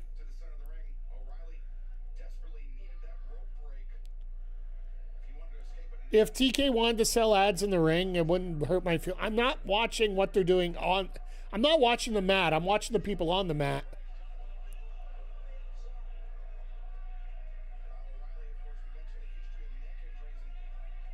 Hell, I got more advertising at BPW than AEW has in their stuff. Hell, I even went to the Waffle House and finally sent over all my advertising for that show coming up on Saturdays. So,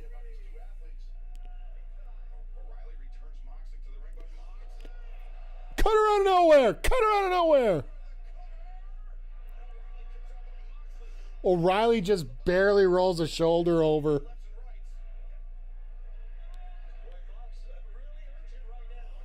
Oh, and look at this. O'Reilly's got a triangle sleeper.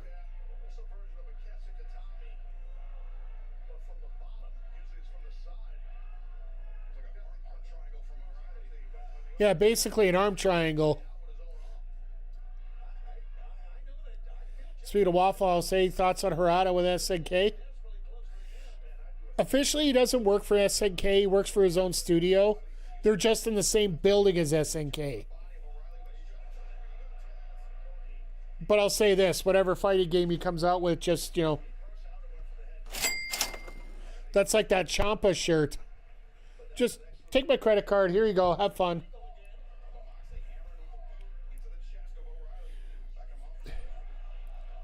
Because really, I don't think City of the Wolves really needs a whole lot of help.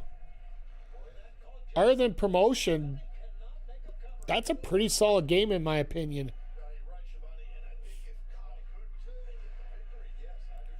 Because I don't think...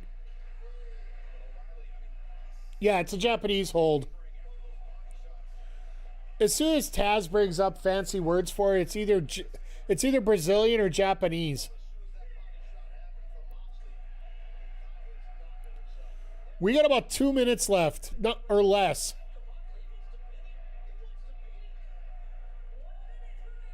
There you go, 1 minute. We're going to a draw, folks.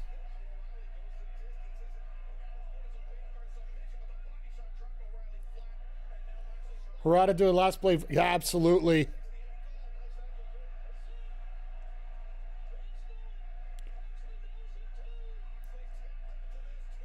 No, we're going to time limit. There's not going to be a tap here. There'll be a tap on Saturday. Or on Sunday.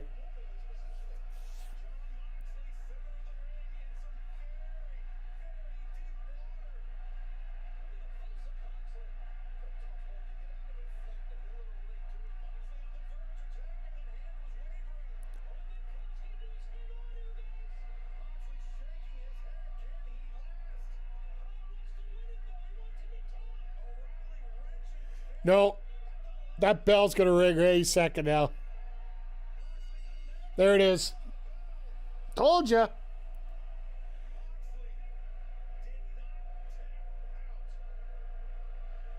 But O'Reilly lasted the 20 minutes, so he qualifies for a title match.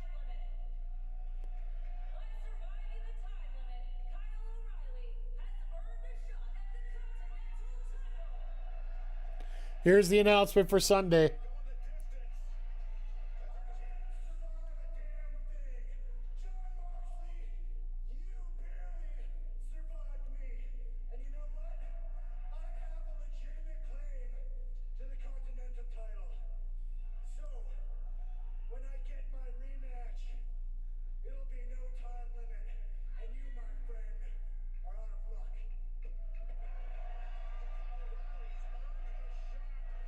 That isn't how it works.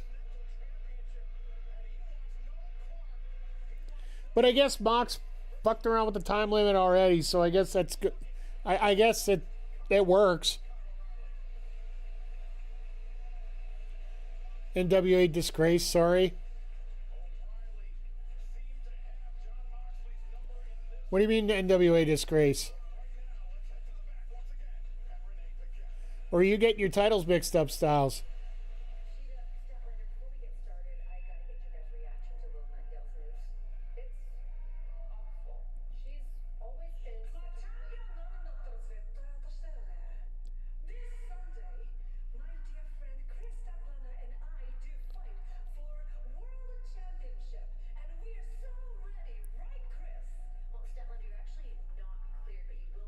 Oh, okay.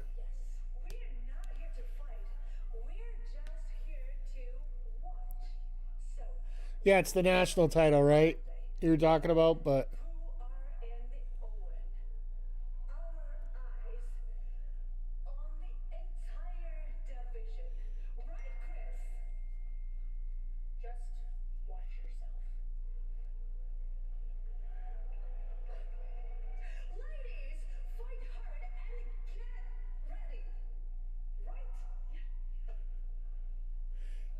Sheeta should be fighting tonight. Just Sheeta is this in.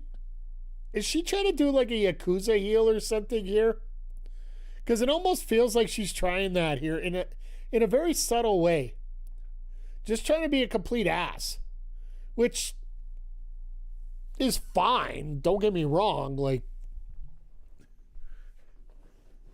if she wants to be a comical ass and be a heel that way, I am all for it.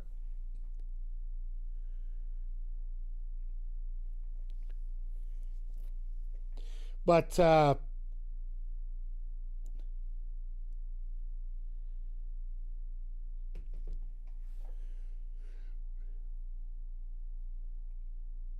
as we're going through this here, like Sheeta's now turned the dial up a little bit more, and I'm looking forward to see where this is going to go from here. So,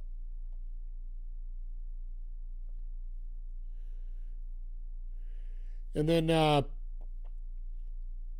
yeah, Mox and O'Reilly. I think that's going to we're going to get it announced during either the next match, or we're going to get it announced during the second half of the show that's going to be on Sunday. I can't see them holding out any longer than that. Because I think Mox losing the title to O'Reilly might be one of the most epic things to come through here in a while. So, and I know a lot of people like, and we were talking about those Mox promos not being up to snuff. The one thing that I'm most pissed off about doing with all the work that I've been doing, I've been wanting to do some of these extra videos. And one of them I'd like to talk about is how Jon Moxley's story has not changed from day one. Just everybody's perception of him has. Whether it be face, whether it be heel. He's always had the same message. He wants AEW to be better.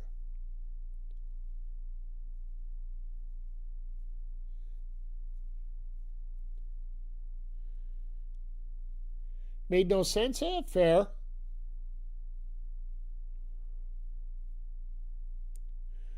Like I said, a lot of people say it doesn't make sense, but it's all about perception, right?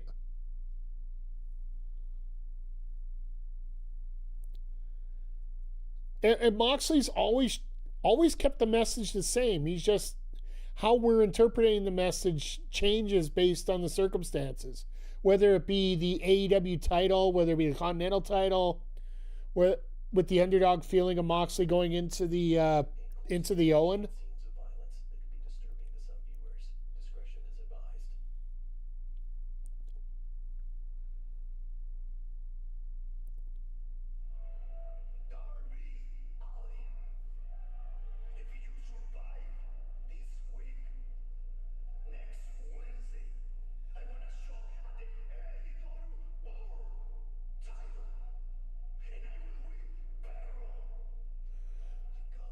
Really?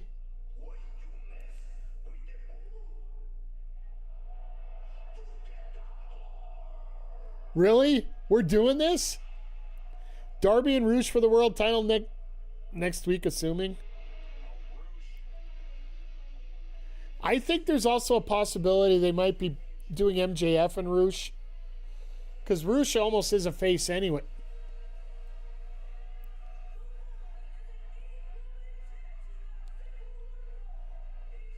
So, Athena got this new music last Friday, by the way. I prefer the other music myself, but this almost feels like being Def Rebelled a little bit.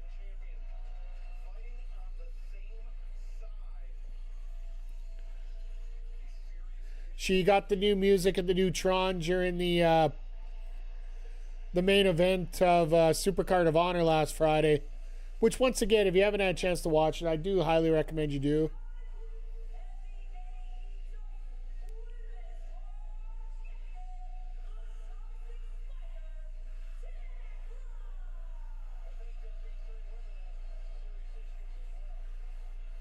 Well, these ladies look ready to go.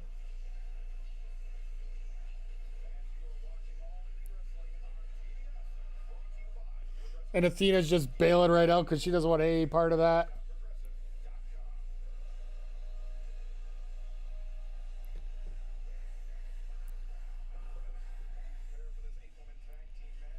But I do want to congratulate the Victoire, the Montreal Victoire, for winning the PWHL Championship. Defeating the Ottawa Charge in 4 games in the final. Just happening right now, so. Thunder Rosa doesn't even get more than 2 bars of her song down.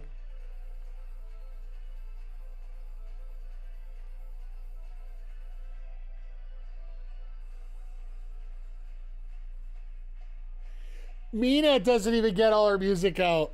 Like, you know they're pressing for time here because of this.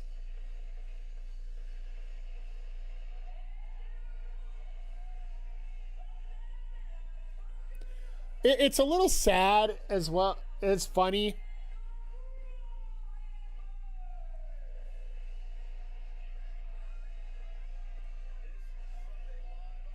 Like, I can understand why people be a little upset about it. Like, Mina doesn't even get to do her full dance. You know, people are waiting for that for a long while here.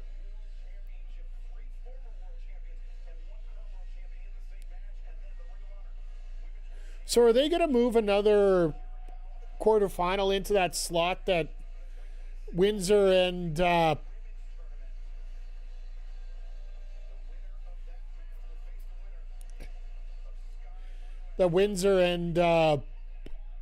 Willow were supposed to have? I would hope so, but I bet you they already got everything else planned out, so.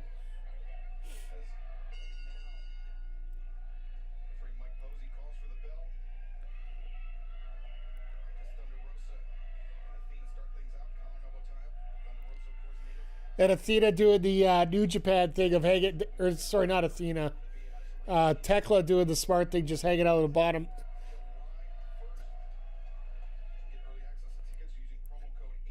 I would assume both of these ladies worked a lot together.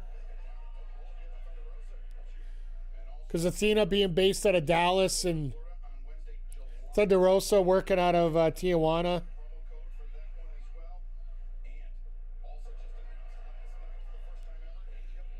There we go. Friday, July 10th.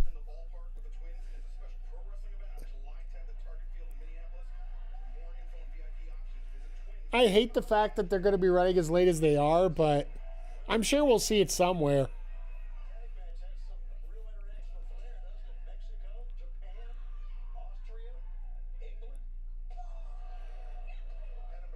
And Chicago.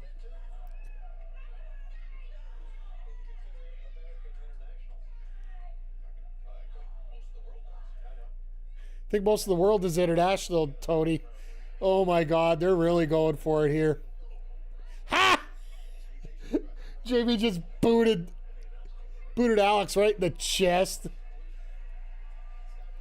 was meant for Sky and little miscoordination there.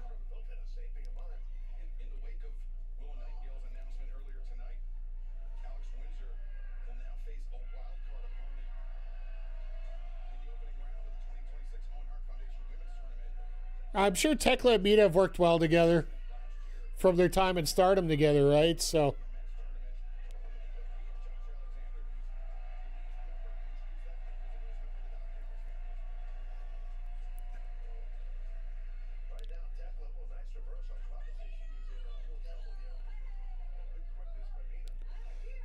it would be very interesting to see who they're going to fit in there. And the more I think of it, the more I think they're going to pull the card on Charlie there. Because realistically, I was thinking you wait till All In to do it. But hear me out, chat. As we're thinking about this, you pull the Charlie card now, even if she doesn't win. I almost think Charlie, you take her all the way to Double or Nothing, or maybe you get Athena in that spot. Who knows? We'll have to see how things go here, but that would give you an opportunity to have a debut at All In, say, of Kaylee Ray, the former Alba Fire. That, to me, having her debut at home would be a hell of a pop for everybody. So we got the ad break going on once again.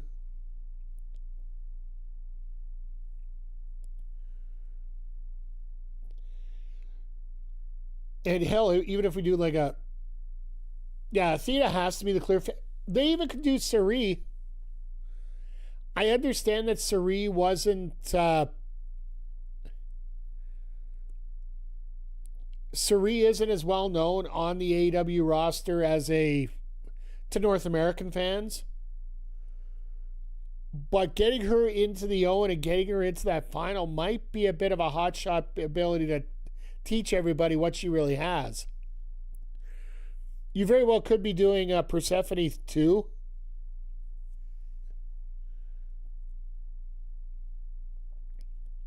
Like,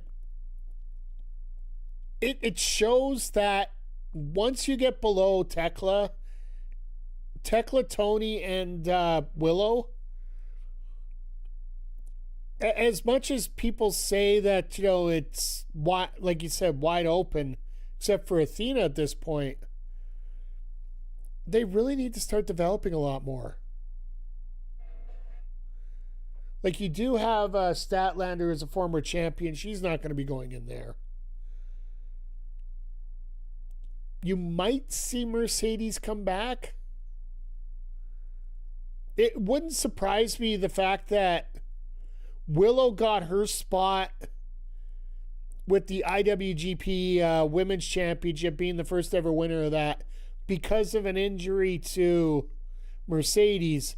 It wouldn't be past me to have Mercedes pop into that spot, sort of as a reversal of fortune. Tony Khan is that kind of sick booker that might do something like that.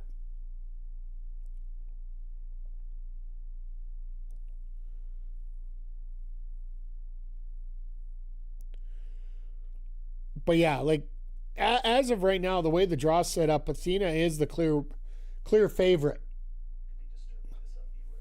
without a doubt.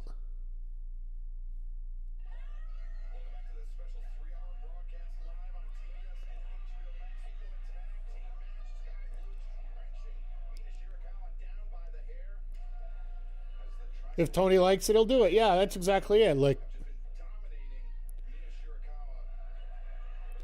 Tony's been playing his gut for the last little bit. Who should get the TBS belt? Honestly, I think they should be doing a tournament.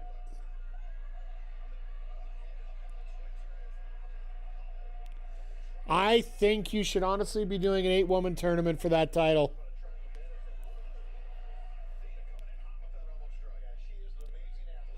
It wouldn't surprise me if they just do like a 4-way match or a casino gauntlet for it. Like, that's what they did last time, right? He did the recent, and the one thing Tony's also said about, and Tony brought this up, and a lot of people were impressed. Tony's hasn't taken any formal media training. He's just the fact that he's been around it a lot more. Do a C2 for it? Absolutely. If they could do that, I would love it.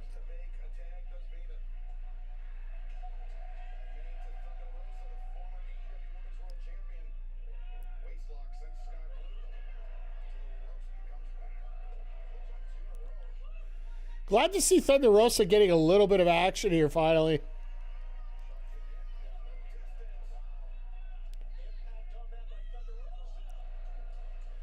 And she is looking a lot more crisp than she did last time she was in the ring.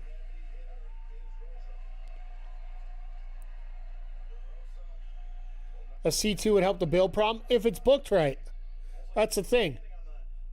And I don't see Tony not being in a position where he could book it right.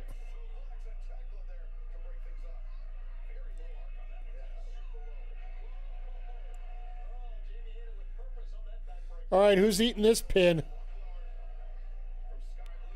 I'm thinking it's going to be Julia, but that would be somewhat normal.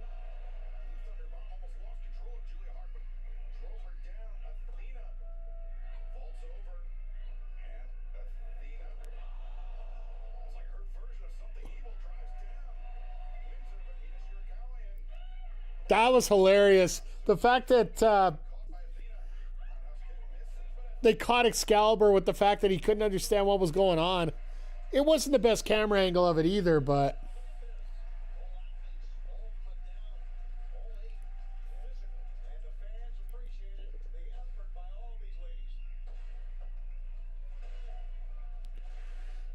the only question I have about a C2 is, are they willing to put that much TV time into it?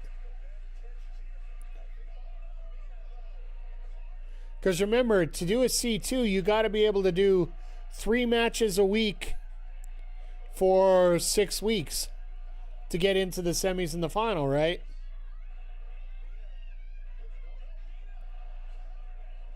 Or if they could do a mini version with 8 people instead of 12, you might be able to get away with that a little bit more.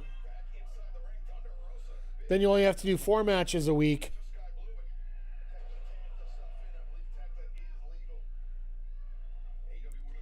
But in terms of the TK booking, that's pretty much all the women's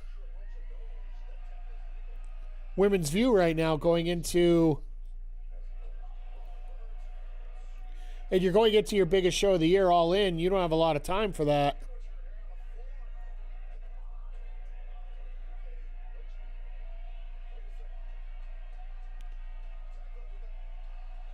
Oh, Thunder Rosa eat the mist.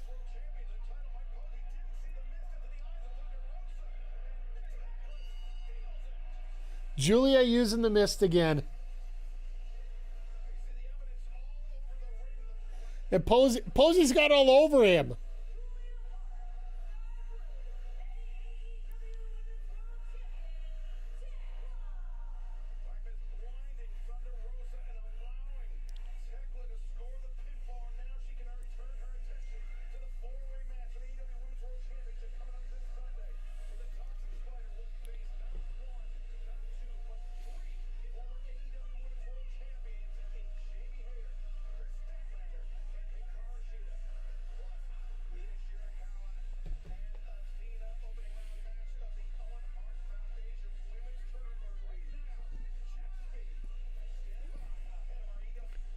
All right, so Jets. Okay, so Kevin, I wonder if they're going to tease a little bit more of this face-off.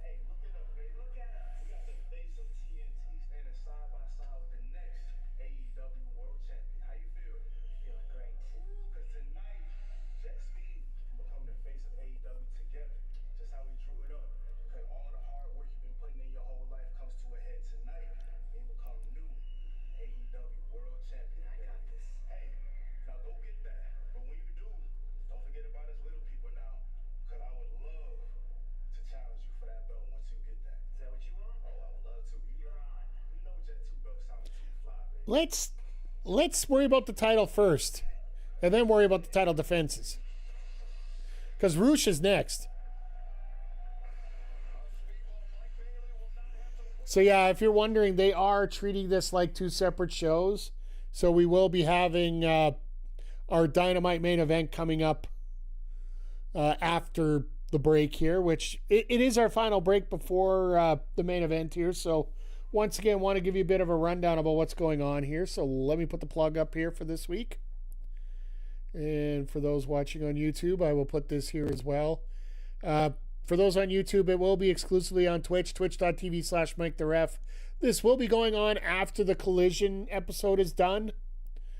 We are going to be having Rick Jules versus MCG for the wild card title. You'll have to wait until the show to find out about the stipulation, but if you were listening to the chat during last week's Madness episode, you'll know exactly which kind of match we're going to be doing for it, but we'll let you know there.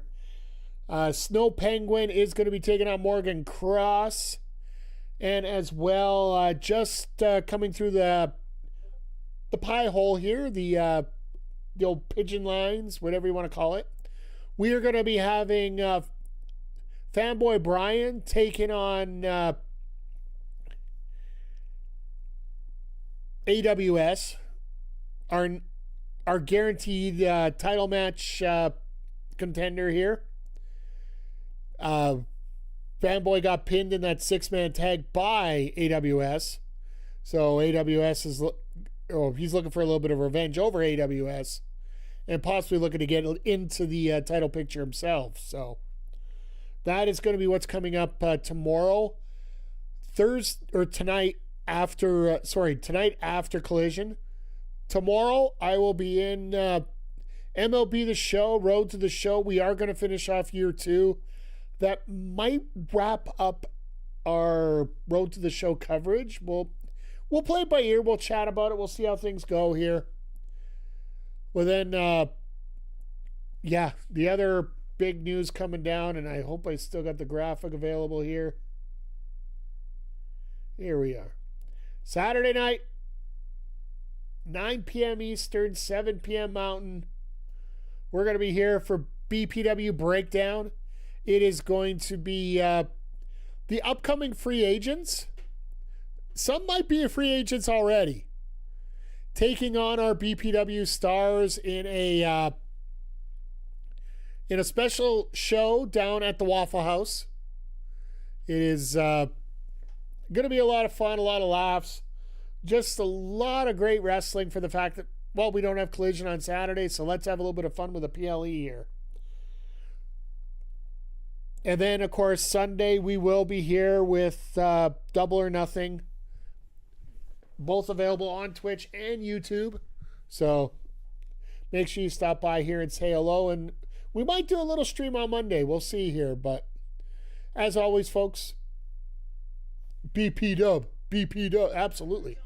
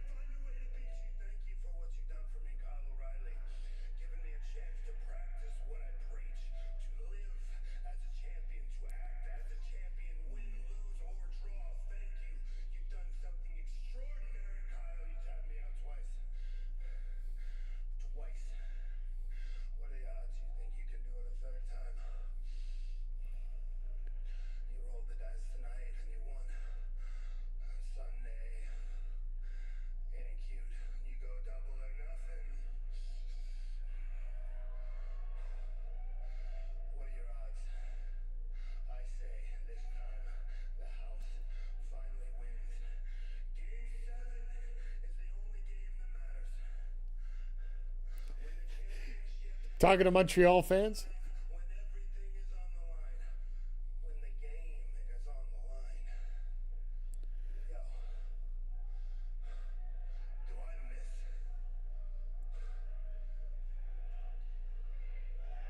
Renee's grinning because she knows he never misses when it counts, right? To be perfectly honest, I'm looking forward to that match. Do I think there's going to be a title change? Probably. I hate this graphic for the fact that it looks like Kyle's already got the title, even though we know it is a trios title.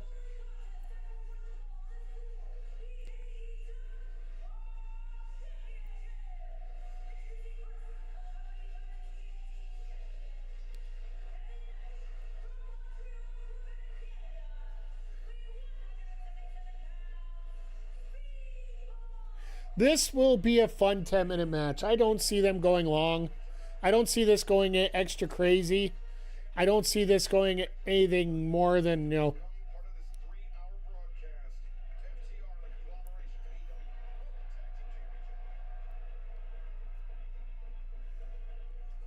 This is your main event. Why are you talking about another title match after this? Come on now.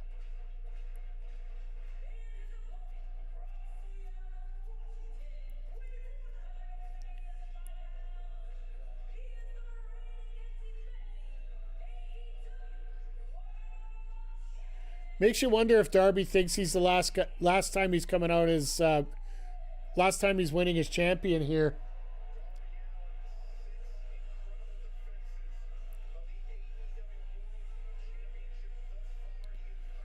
Honestly, the longer this has gone, the crazier it has been for me to figure out whether we're gonna get a title change or not.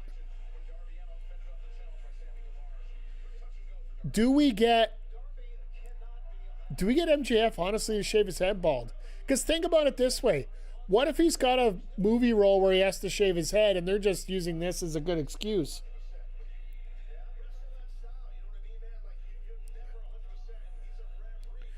Could they change it over to Speedball? I don't think in a million years you do that, but if you do, then you make it a triple threat.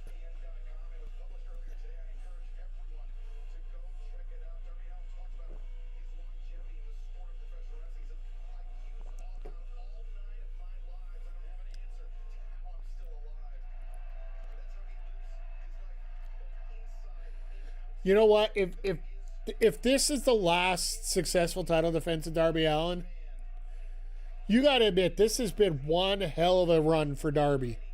I know a lot of us, and I'll be the one included, wondering why we did this. Oh, great.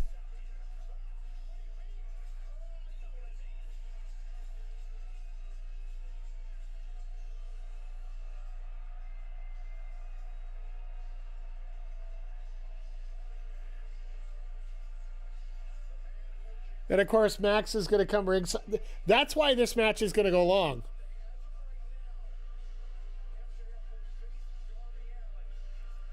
So you know what? He probably wants Speedball to win because he's faced Speedball.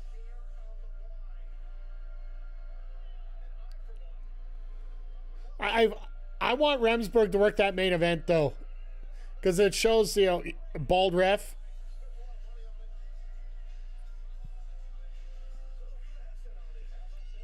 No, I didn't like it, but TK booked it right afterwards. Yeah, and that's like you said. We're looking at this, and it's like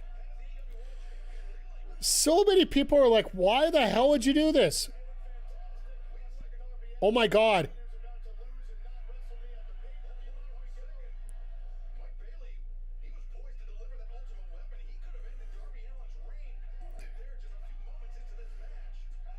Darby was going to get toasted right there. Main event's right on now, Bray, if you want to check it out. It's been a great preview going into Double or Nothing here, so.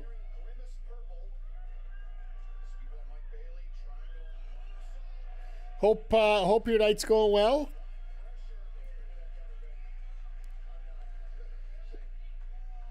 Yeah, we got announced the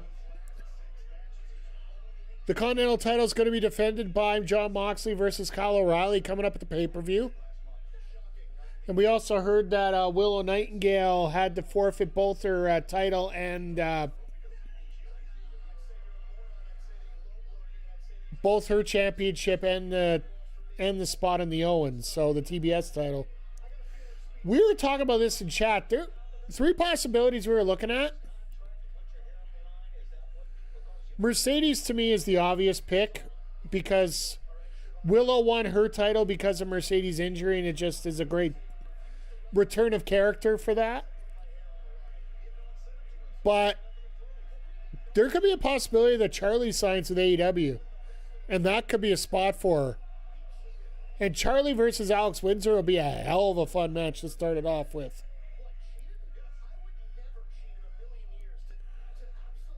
And the wild card, and Zodiac brought this up, and depending on how contracts are, Kairi Sane.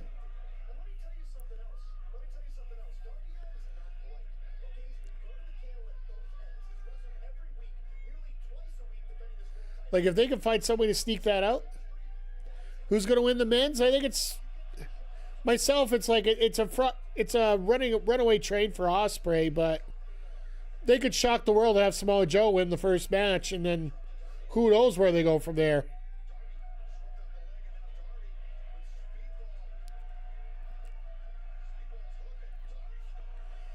To be perfectly honest with you, I think watching the Samoa Joe Will Ospreay match will foreshadow what you're going to see in the main event at Double or Nothing.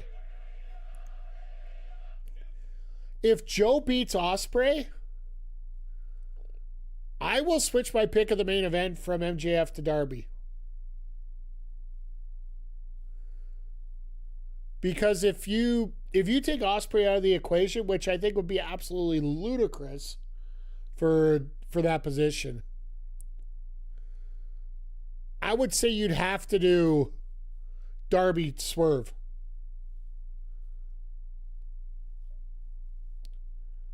I still think we're going to get to Omega versus Ospreay at Wembley. I still think we're going to sneak our way around there and get in there. I don't... Just putting the pieces together, I'm not sure how we're going to do it, but I think we're going to do it somehow. MJF and Ospreay, yes, they had that match at Wembley already once, 2 years ago, for the international title. But then you upgrade it up to the main event here, and I don't know if you want to run that same match with the same finish. And the only reason I say same finish is because Ospreay winning, the generic finish. I don't know which way you want to do what. Like the story at that time was a Tiger Driver finish, but whether Ospreay was willing to hit the Tiger Driver or not, and he finally did, and that's how he got the victory over MJF at Wembley and All In for the international title.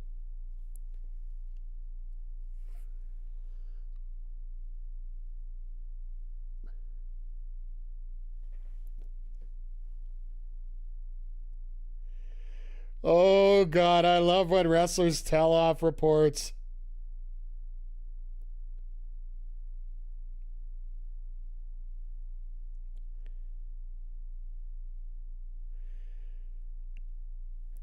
Tom Pistock,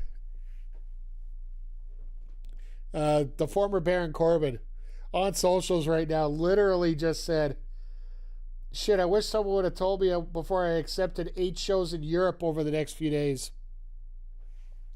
With the report that that Baron's all wrapping up, or Pistock's running up with, or Bishop Dyer, sorry, is wrapping up his obligations with all the promotions around and is expected to be at WWE shortly. It could be a...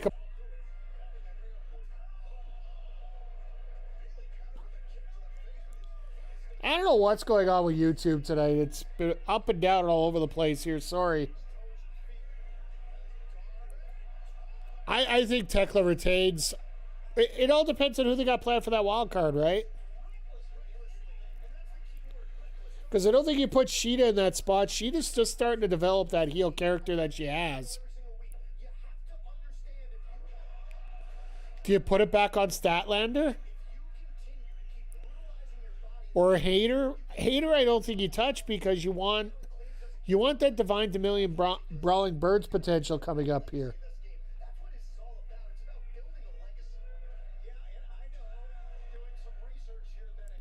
Tekla, I'm with you, Zodiac. I think it makes sense to let Tekla retain.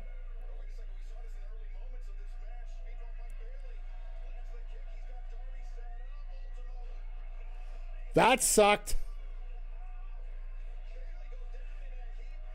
And that's how he's going to win it.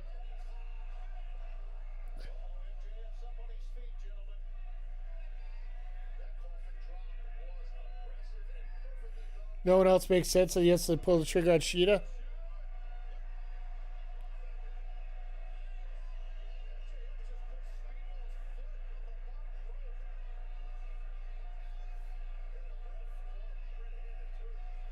I don't really care if he wins or loses. He'll end up, I think he'll be out of the family.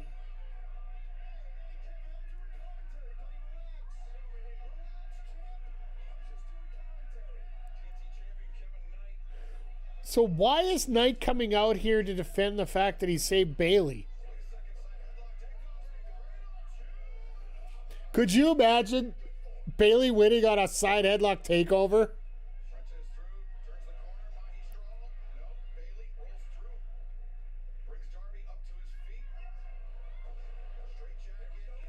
Oh, here we go.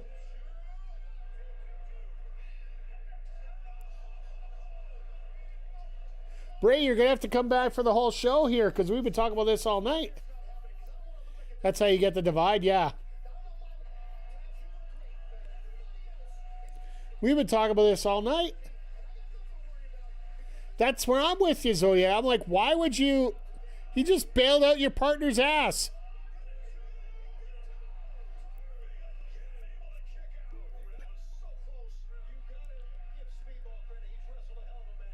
Like, it's a little off, but...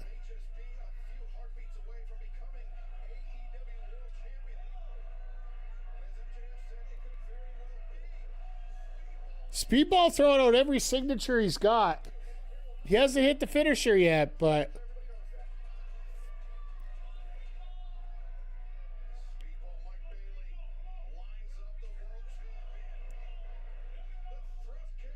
What has he got planned now?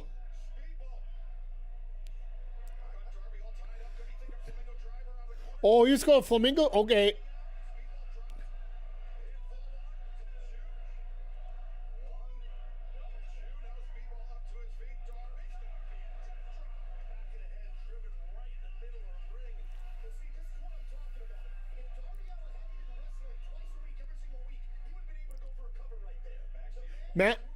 Max is trying to do some extra egging here, and it ain't gonna work.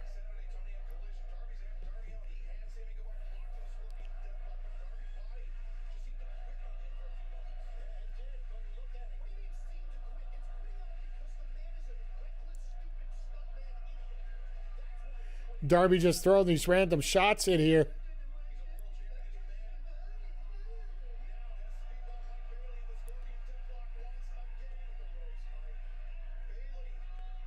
Watch this. He pulls the rope away from him just to prove everything.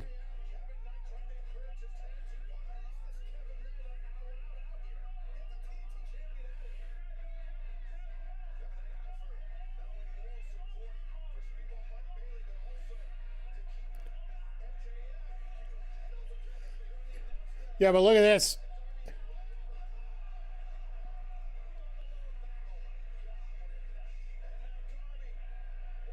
Now go back to it. There you go. Now you tap.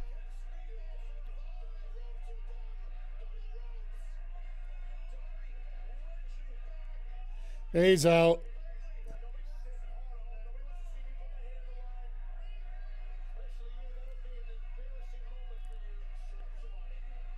I want everybody in that arena to have towels with bald MJF on it. That's what I'd love to see. A whole bunch of bald MJF towels all over that tennis arena.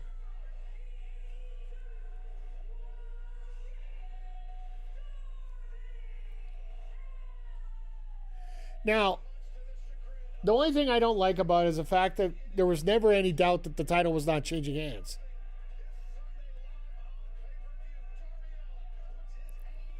So on YouTube, I'm going to quickly change the logo over. just because we're going to be going here quickly. Let's get rid of that and that. Come on. All right, we're going to be a tiny bit behind here.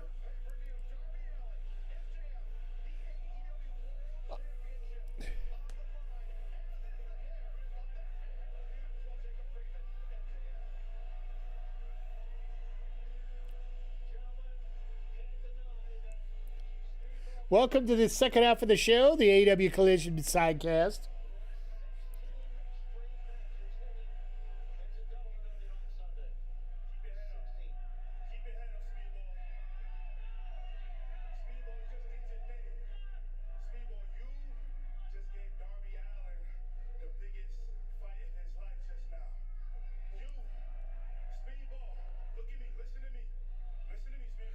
Why are we doing this here?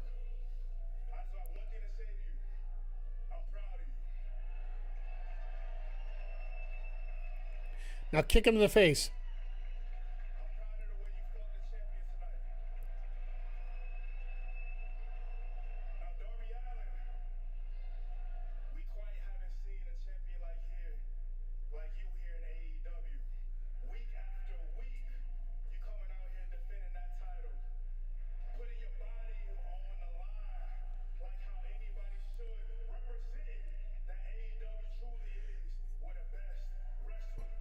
Okay.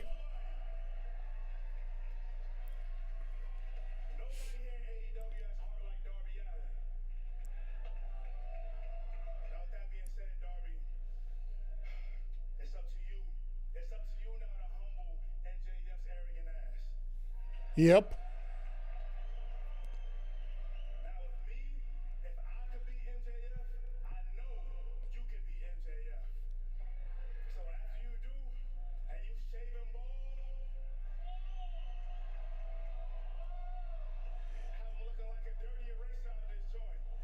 Dirty eraser.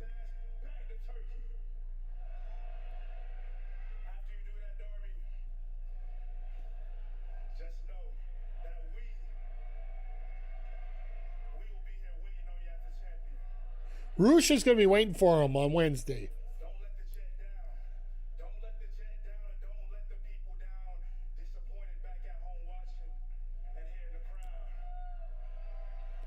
This is the most pointless promo that I've seen in a very long time.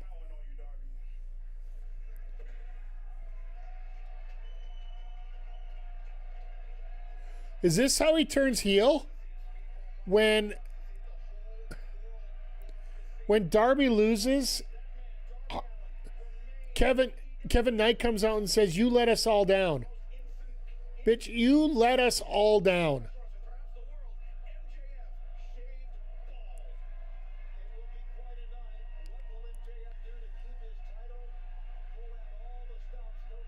Ah, here comes the sneak attack.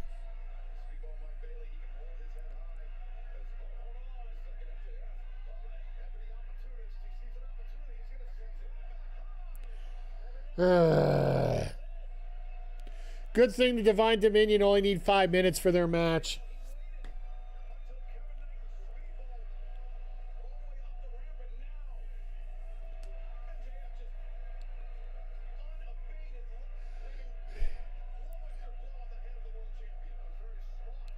They're not even getting a chance to change the ring apron over yet.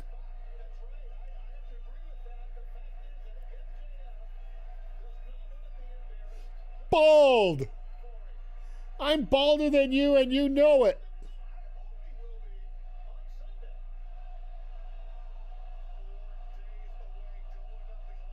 You know what?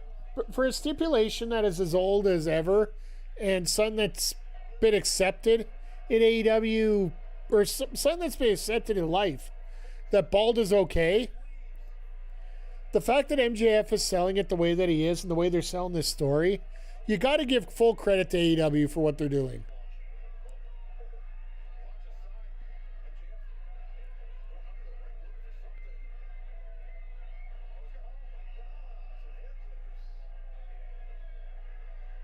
So they're going to shave Darby just for the hell of it?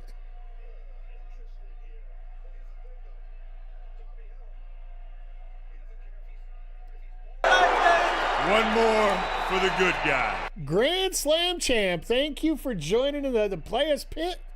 Appreciate you being here. Uh-oh. Darby's got the Clippers. We're watching a little AEW Collision here tonight. Once again, thank you for the follow.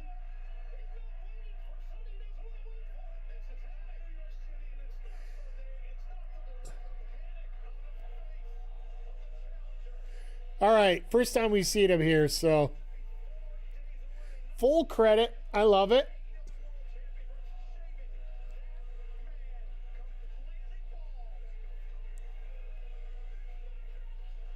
That's my belt. That's my title. You gonna give me my title back? No, this is gonna be a fun time here coming up. I know we don't have wrestling on Saturday, but we have our own wrestling on Saturday, so that just works out that much better. Okay, so now they are going to run down the card for Double or Nothing.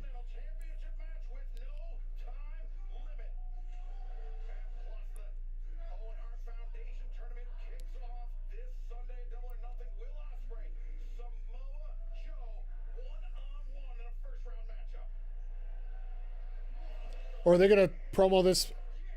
All right, here we go.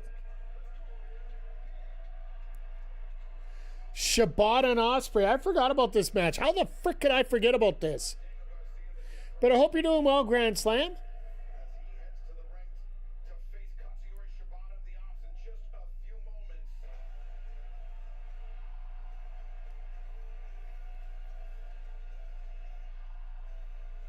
I love how Ospreay really doesn't want to be a member of the Death Riders, but he knows he has to right now.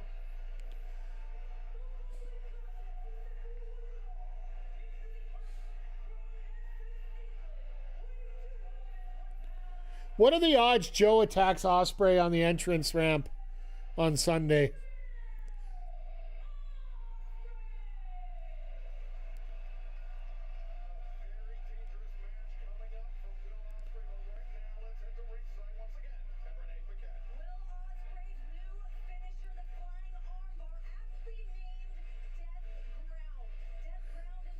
Death Ground.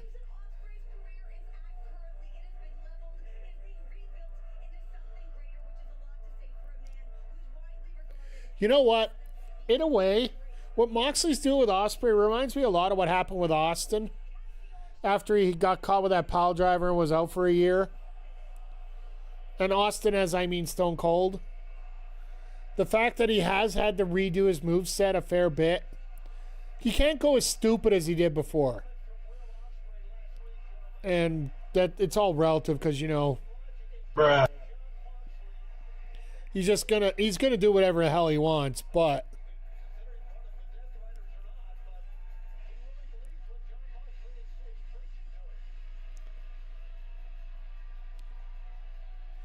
we haven't seen Shibata in a ring in a while.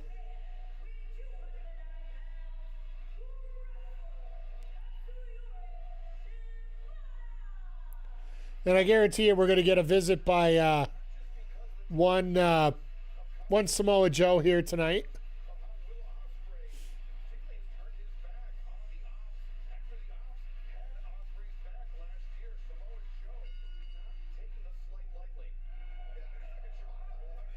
Right into a flying armbar himself.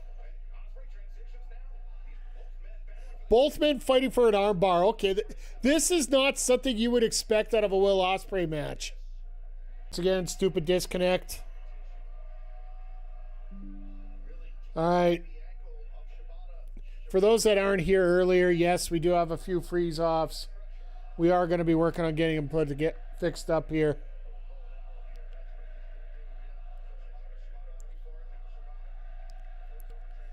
But this is literally a technical masterpiece here in a way. Oh, never mind.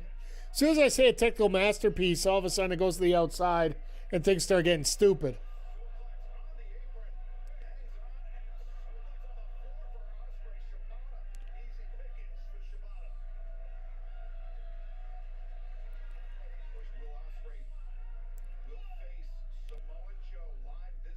Shibata doing the work here. I can't see this match going too long because we still got. Well, we got the women's. We got the Divine Dominion's 5-minute challenge. All right, 5 minutes. We also have the tag title match, right? So.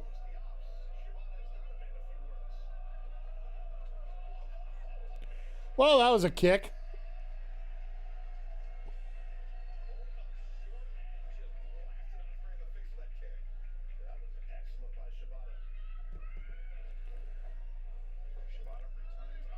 Shibata working himself back into the ring here.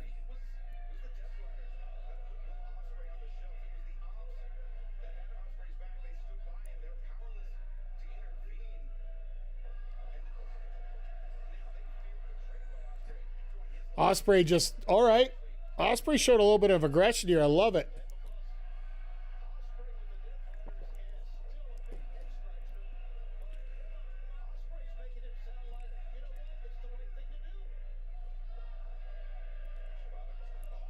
Jesus. Ospreay just unloaded right there. Uh-oh.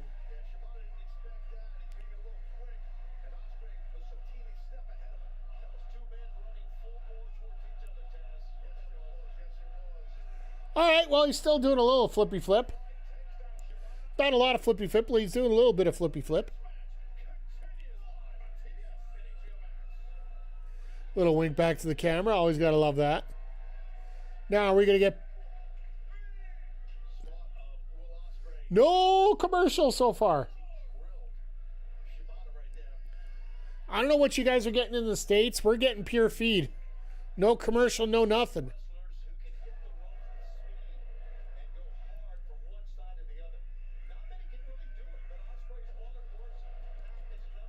But you can tell with Ospreay's style, he is definitely going to a lot more map-based and a lot of just straight.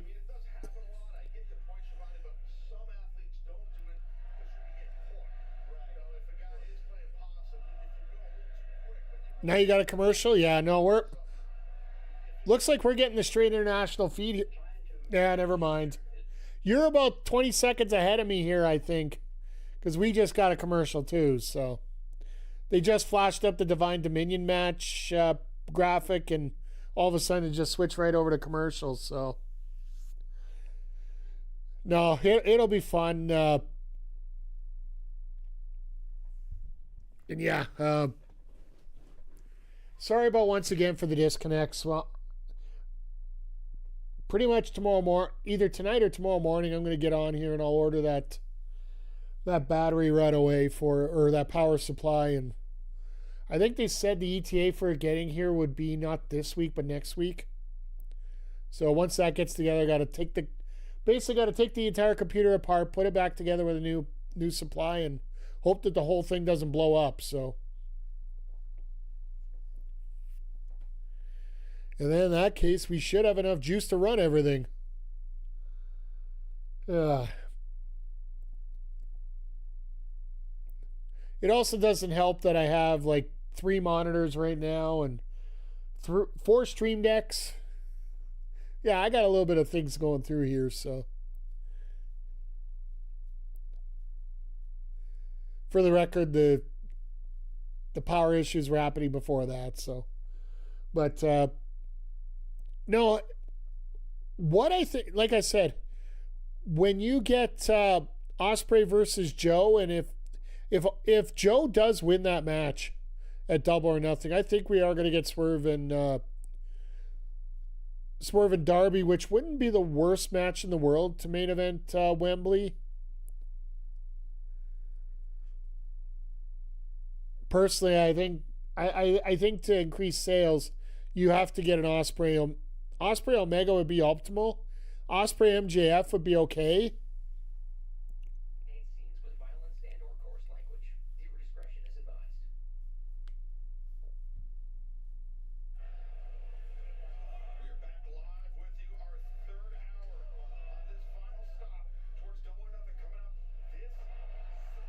Beautiful kick there by Ospreay. Like, as long as his offense stays on the ground, he's okay.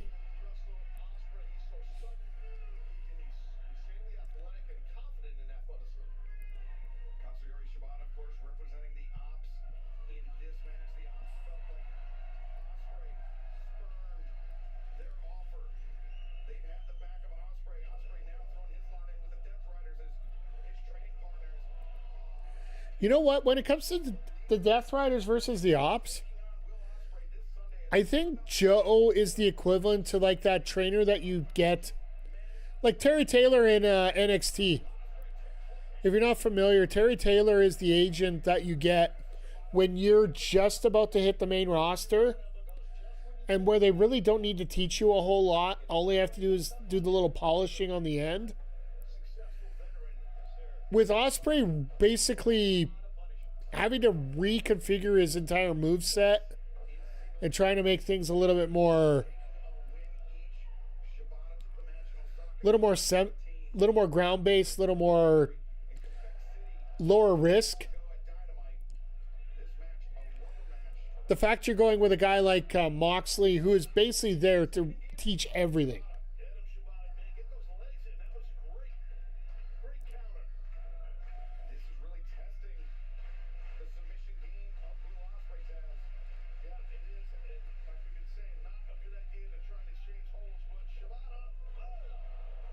Not good to test anything against Shibata, really.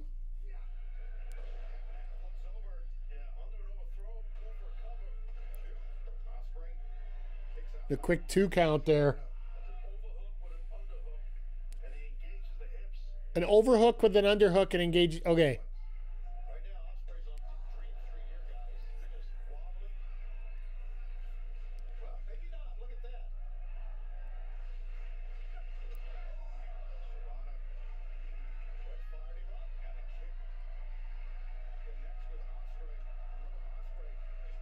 He's hulking up, folks. He's hulking up.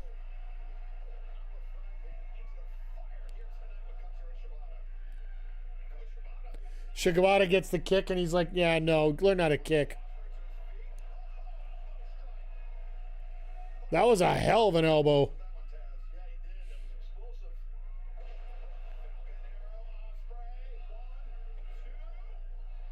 You know, if he would have been smart, Ospreay could have switched right over to the armbar right there.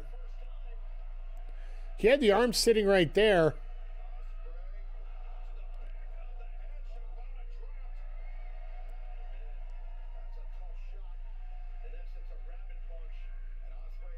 Essentially, basically it was I thought it was an elbow.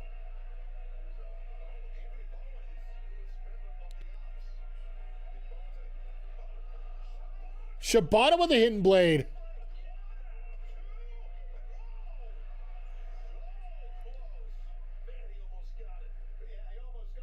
Steal a finisher? Well, Marina and Claudio have had enough of this.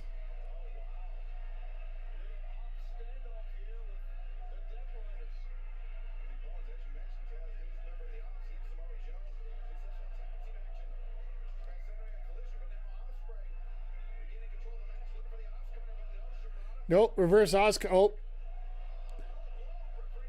Low blow out of nowhere into the armbar. Rick Knox is a horrible referee.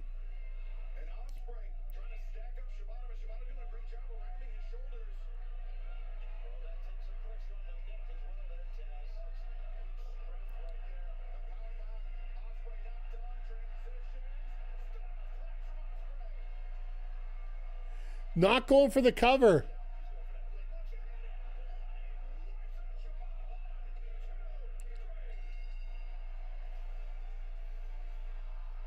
And that's all it takes.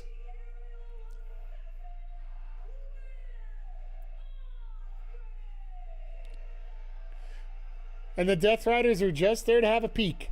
Just a little taste. Just a little taste.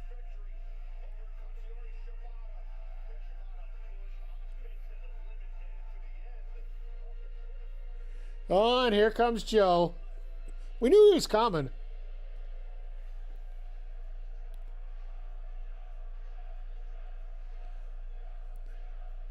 And Joe's still like over like Rover with this crowd.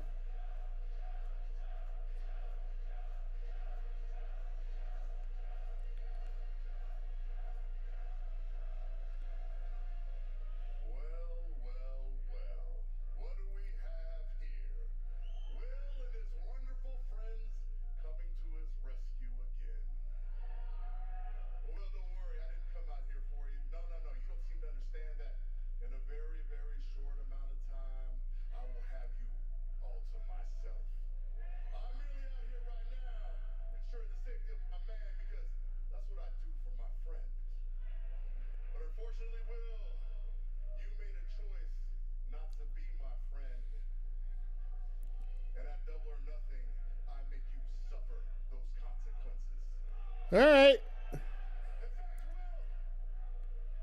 will be a nightmare, but I realized something much, much more important. And that's at Double or Nothing, I'm going to give you exactly what you want. Well, I'm going to give you your dream match. Because at the end of the night, I guarantee I will have put your ass to sleep. Oh my. Okay, that's a nice little. Don't go anywhere, mate, because I'd love to say something to you.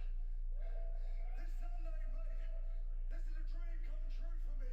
But you insist that this is a nightmare situation. Let me tell you about my nightmare situation. Sunday morning, wake up, wife next to me, grab her ass, look at her phone.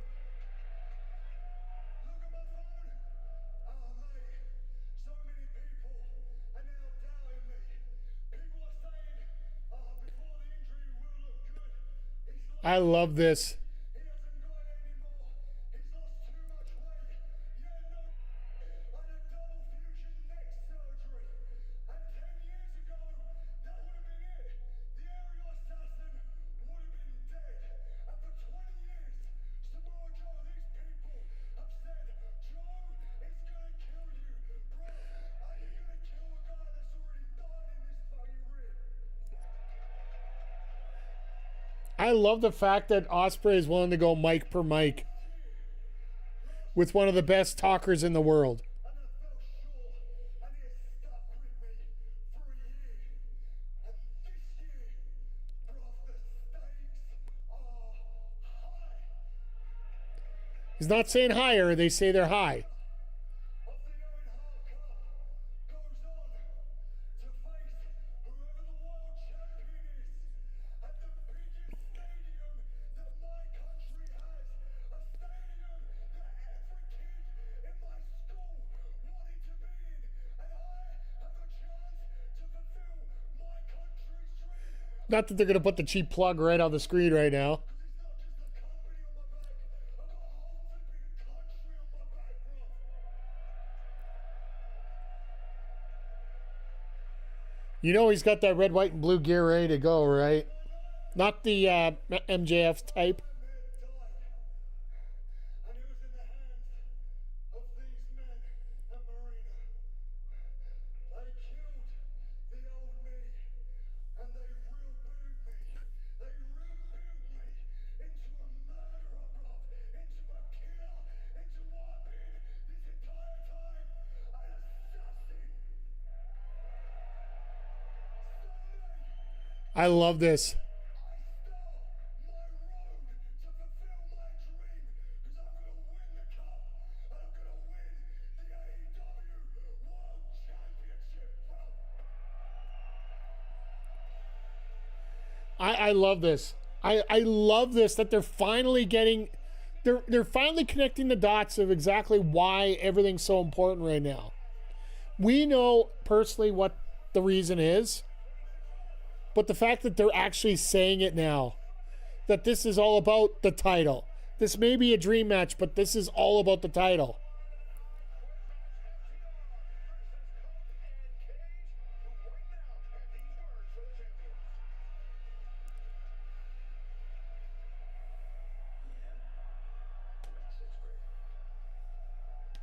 Being a ninja star. But in talking that day, we found out we both love wrestling. And we told ourselves we were going to become tag team champions. High school, college, broke into the business together. We've done everything together. Uh-huh. We even found out we were going to have daughters 6 weeks apart. In an industry where you have to question what's real. 6 weeks apart. This, through all the trials, tribulations, ups and downs that any friendship has, this is real. And for 30 years, over 30 years now, we've been coming into your living rooms every week. Uh-huh. We spent time with your family. You spent time with us. You watched us grow into men. That's a connection. Yep. Is real. And on Sunday, at Double or Nothing, FTR wants to kill that connection. FTR wants to kill this. Wants to end our tag team. I tell you what, FTR, I want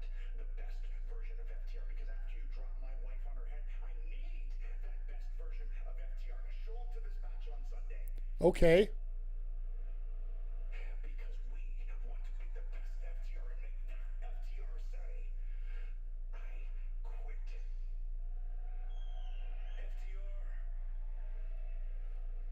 you've made some questionable choices.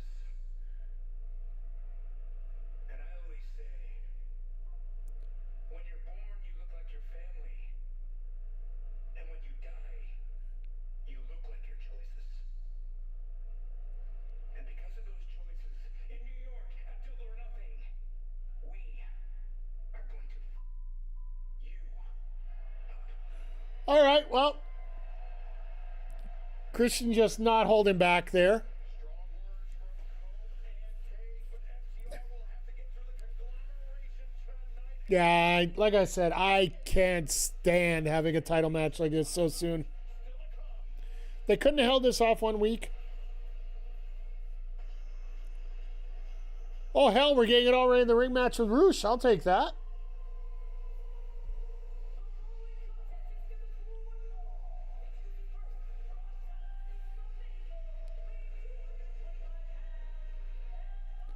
They went out there and said, Roosh, you got 2 minutes.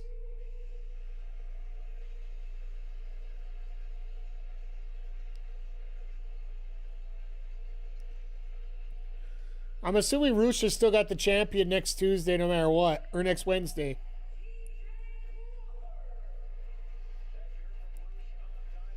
TJ Crawford is going to be soon KO'd.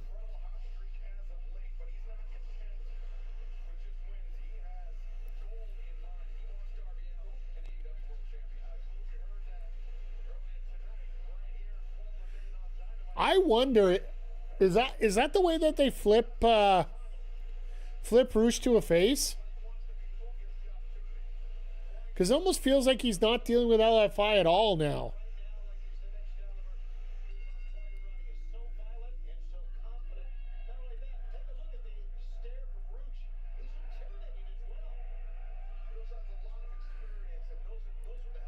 You're an idiot. You're going to shake Roosh's hand. That's what's going to happen here.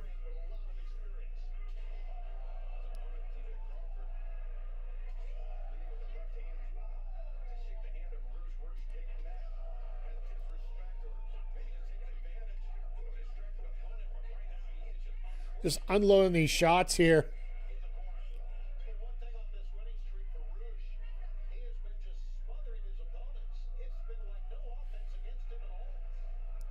When you mess with the bull.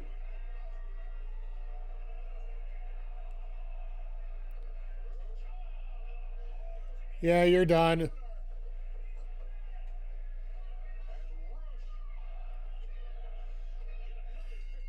Yeah, okay. You said you got 2 minutes. You got 2 minutes. You took 2 minutes, and that's what we did. We're all good now.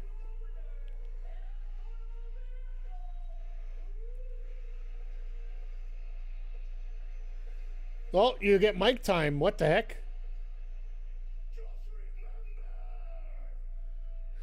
Well, at least he only takes 30 seconds this.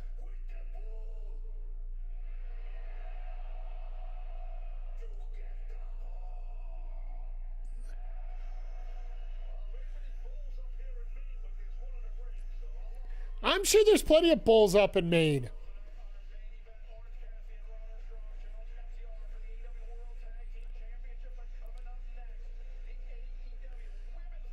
I wonder, do they do TJ this week? Do they do TJ?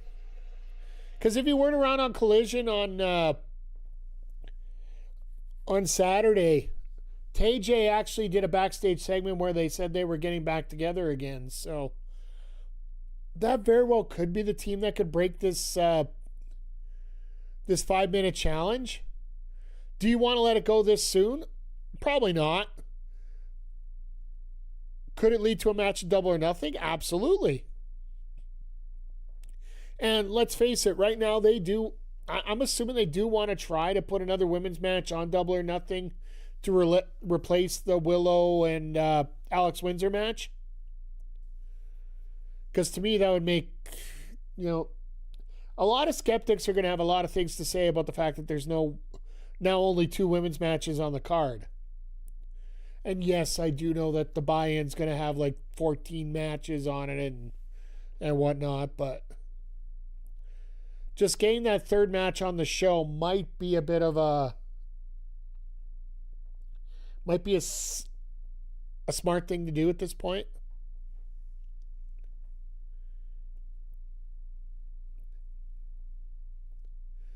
As we're getting our regular commercial break in here, but no, it's going to be fun to see how things line up as we go along here. And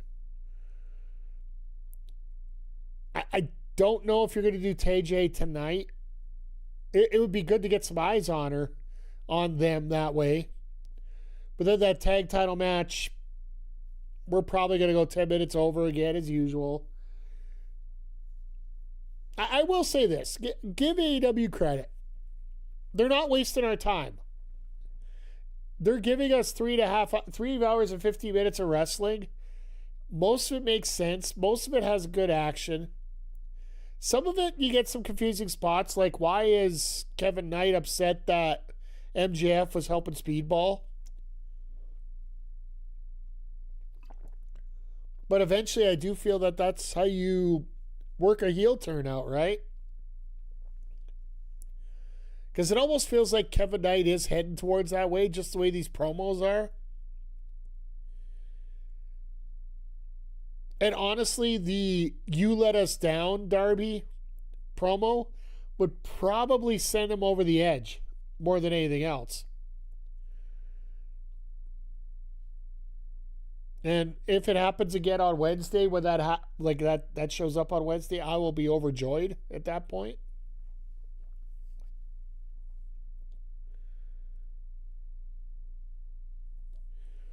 But yeah, just it's going to be an interesting 4 hours, well, 5 hours essentially coming up on Sunday here with everything lining up the way that it is. The following program contains scenes with violence and or coarse language. Viewer discretion is advised. Already in the ring match?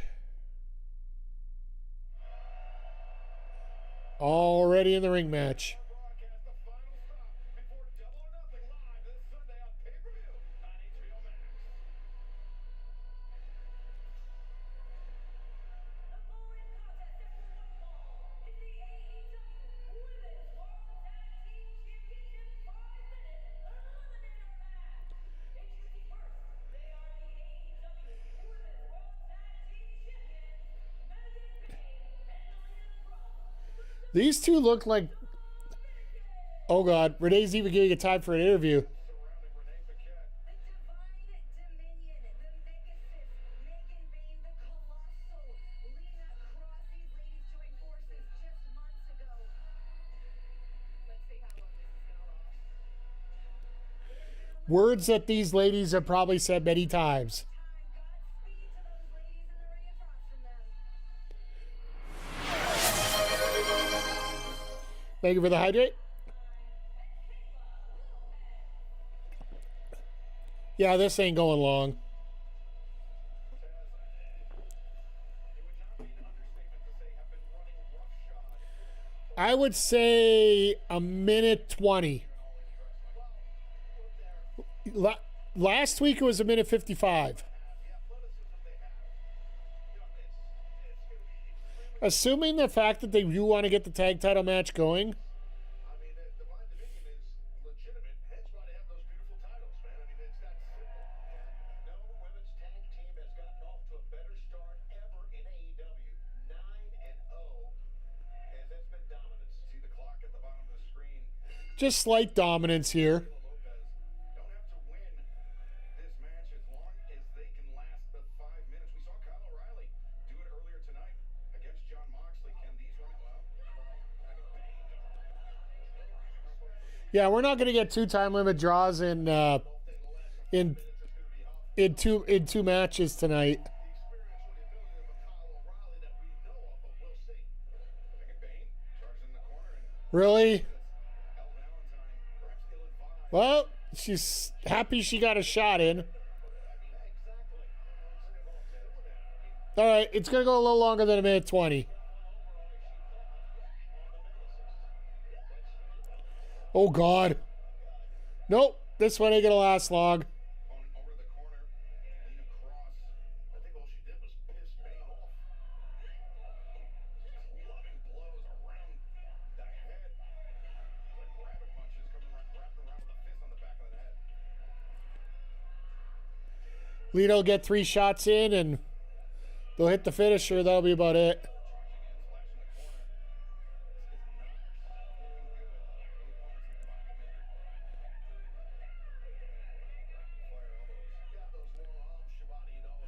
I would love to see like a team like a TJ, like a Brawling Birds, just come out and distract the ladies enough that the time limit goes out.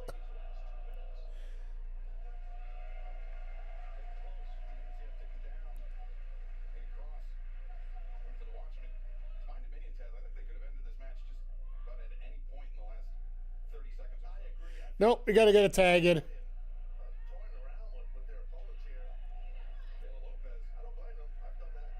Why would you run in on those two? Why would you run in?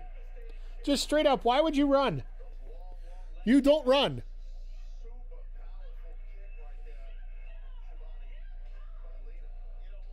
You'd run in. No, if you're running in to try to get into him, never mind. You bet your ass I'd run in.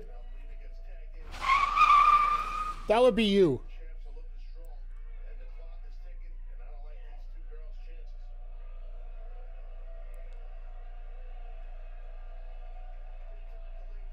I'm surprised they don't walk around the ring with him. Ryback style. Okay, somebody get out of the ring, hit the finisher. Let's be done with this.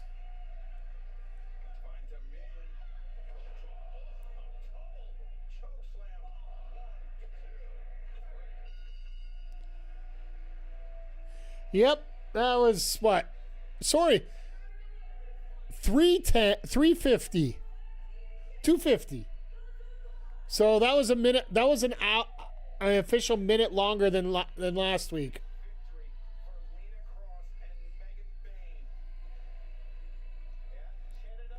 You know, actually, it's your 3 minutes of fame, right?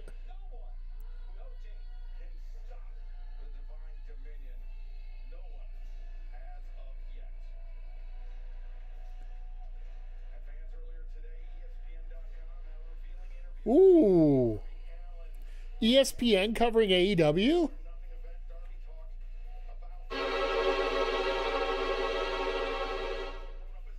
I guess ESPN can be a little pissed off that they have oh,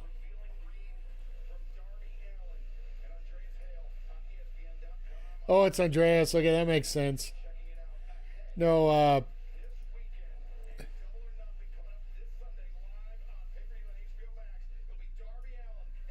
as we're getting our preview set up here. No, Andreas Hale's the one who's got shilted by WWE for not being allowed to go to any of their shows anymore. Because WrestlePalooza, he gave an ass score to. Because the show was ass.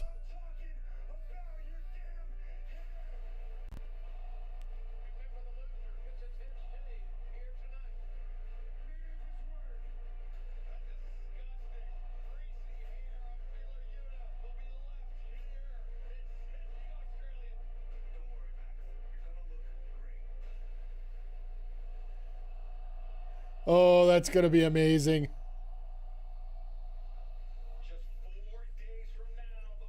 You notice they emphasize the hair on that little extra picture in behind? It's like they put an extra little poof in it.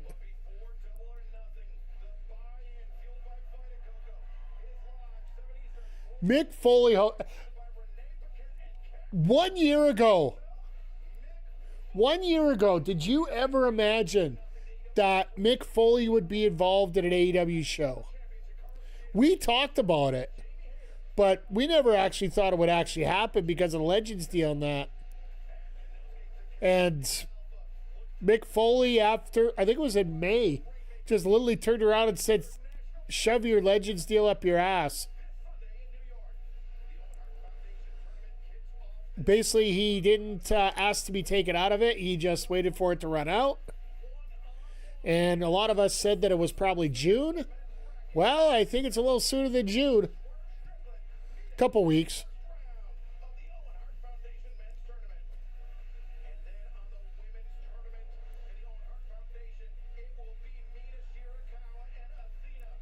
So are we bringing up anything new here for us? 7-on-7 Stadium Stampede. I still don't. I still hate El Idolo as part of that group.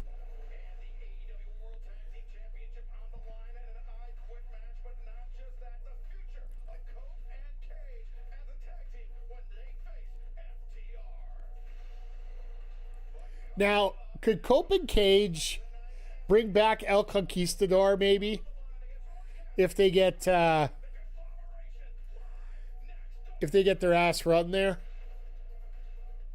It would be funnier than hell if that was the case. Sí, señor. Sí. But as tradition here, we're going to give you a bit of a rundown, as this is the last match before the end of Collision tonight. Just a reminder, stick around after we're done here. Let me pull this up for YouTube here. Those on YouTube, pop over to Twitch, twitch.tv/MikeTheRef. We are going to have our episode of BPW Evolution come in. We're having Snow Penguin versus Morgan Cross, Fanboy Brian versus AWS, and in our main event, it's going to be Rick Jules versus MCG with the wild card title on the line. You're still going to have to wait for the show to find out what the stipulation is, folks. So, with that being said, that's going to be a ton of fun. Tomorrow morning, we will be here with MLB The Show. I might actually try to sleep in tomorrow because I worked a little bit extra. Just keep track of my socials. I'll let you know what time we're on. We're going to finish up Season 2 at Michelle Teref. And then maybe a quick stream on Friday. We'll see how things go. Saturday for sure, we will be back. I don't know why I didn't have this loaded and ready to go. Damn it.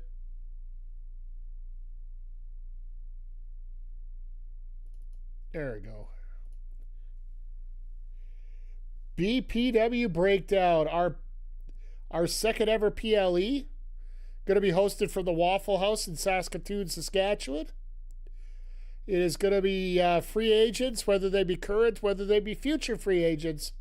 They're not allowed to get on formal TV, so they're going to have to fight at a Waffle House to show off where they're going to be here. So I'll have a little bit of a breakdown about who's going to be participating in the show, and I will break down some of the main events exclusively for our Twitch viewers coming up during the show here tonight. So make sure you stop by over on twitch.tv/MikeTheRef. And other than that, Sunday we will be here with AEW Double or Nothing. Hopefully the signal sticks around. Yeah, like I said, I'm ordering a new power supply as soon as we get done the stream here. So, but whether you've been lurking, chatting, or just looking for a great time, it's always great to have you all here. Appreciate you. And yeah, we're here for the long haul. We've been enjoying this for a while, so let's keep the momentum going here. So, once again, thank you, everybody. If you are watching on YouTube, make sure you hit the thumbs up and the subscribe buttons. If you are, by the way, if we get to 1,000 subscribers, I do. I have promised everyone a How the Ref Would Book series for Bailey Dub and AEW. So, if you want to see my thoughts on how you book that show, go ahead and make sure, let's get us up to 1,000 subscribers and it'll be ready to go. And then if you're watching on Twitch, make sure you hit the follow button if you haven't already. Consider subscribing if you really enjoy what you see here. But more than anything else, thank you for being here. Truly do appreciate you. Yeah, we're going overtime. It's 9 minutes to. We're just getting our intros.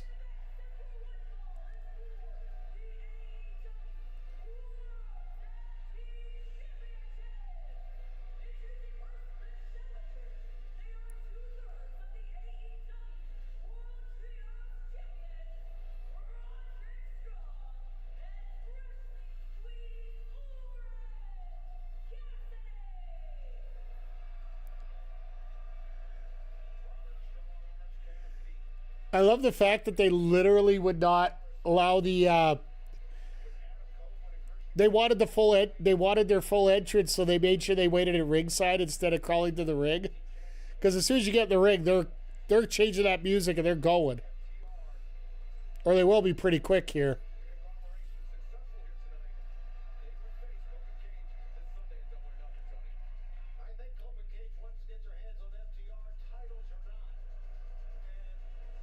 Yeah, that's... Why would you say that? If they lose the titles, they should just have it as a FTR versus Copen Cage. I quit. That's why I say you convolute this so much that just... Man.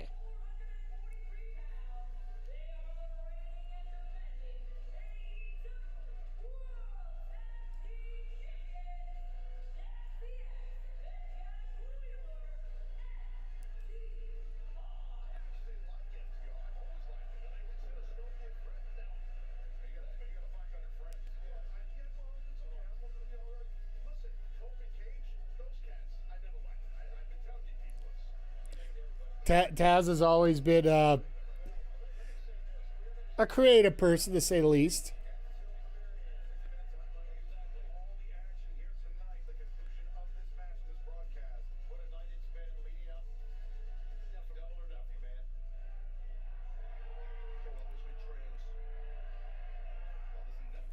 All right, here we go. Tag titles on the line, and they're not even waiting. They didn't even get out of their jackets.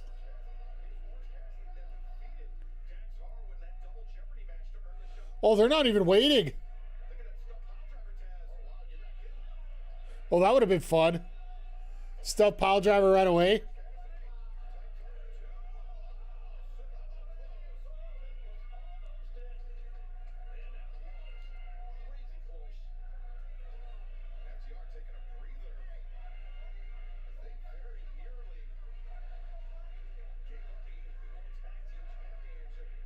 Now they're leaving?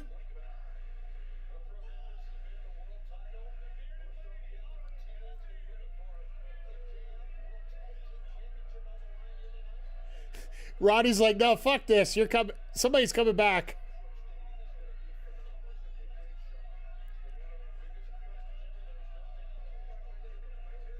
Orange is just sitting up. Oh, wait, never mind. He's going up top.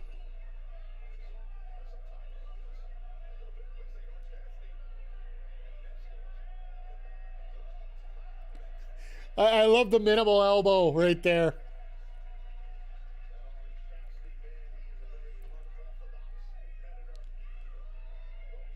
Dax looking for a tag, even though his partner was just cleaned his clock with him.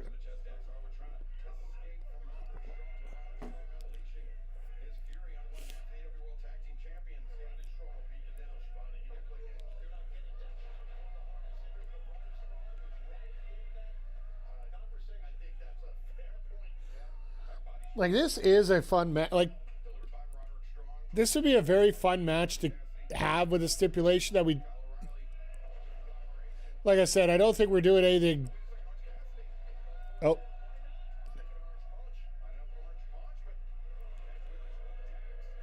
Cash just grabs Dax and says, nope, we ain't doing this today.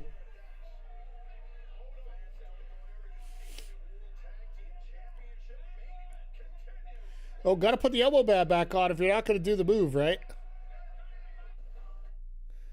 So we get into... Now we're going to a picture-in-picture. So this has been creative tonight in how they're running the commercials. Eventually AEW will get this straightened out.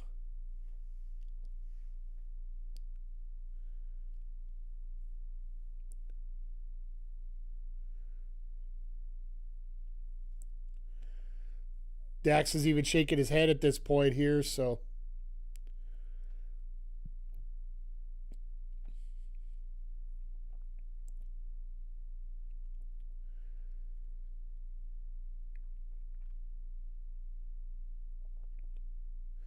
Roddy caught in the wrong part of town, which doesn't surprise me a whole lot.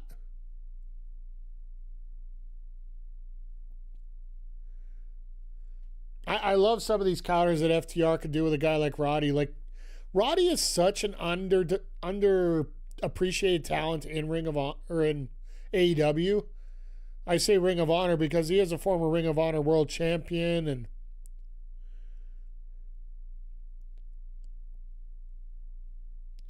he's always been that third or fourth wheel when it comes to any group that he's been involved in. Like hell, in the UE, he was what, the fourth member that joined in the Undisputed Era at NXT?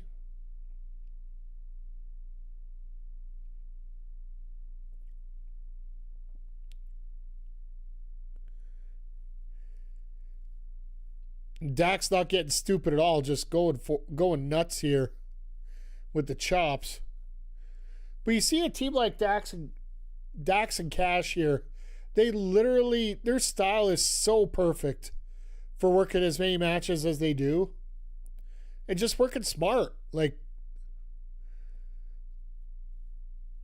there are a few crazy things here and there, but other than that, they keep things very simple and let their characters do the talking more than the actions, and they're one of the few that can actually get away with it.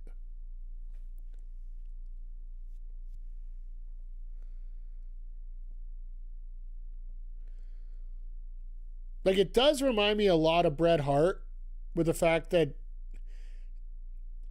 Bret let his matches do the selling of the story as they were going along, so...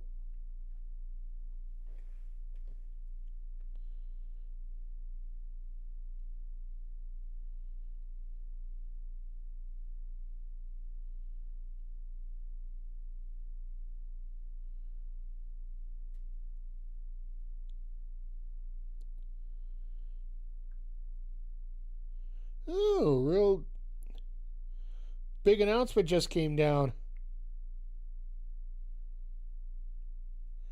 Gamescom Canada has announced that they're going to be having Edmonton as their home base for until 2031. So, reminds me of another ticket I got to go pick up.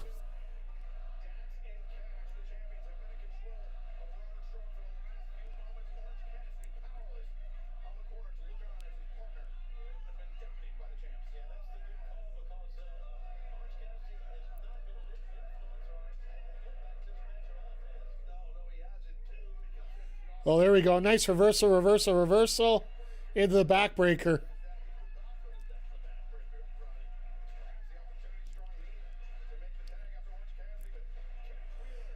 I think that's the most active Orange has been in months.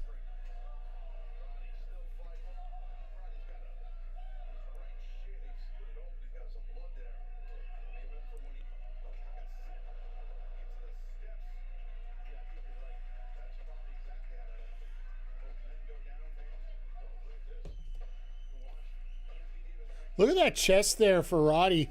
Just beat red right now.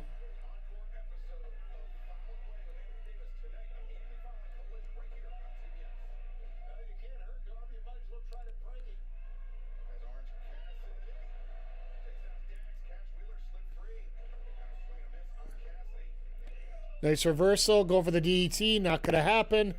Go for the suplex. Not going to happen.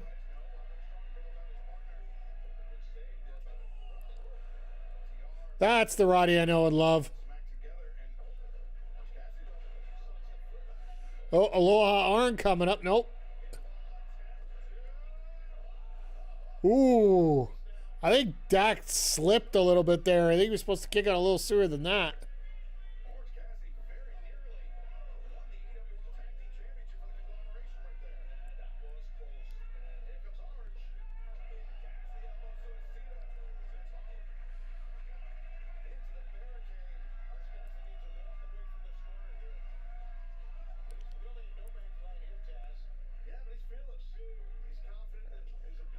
That's the problem. You can be as fearless as you want, but... Beautiful spine buster. Just a straight out splat of a spine buster there.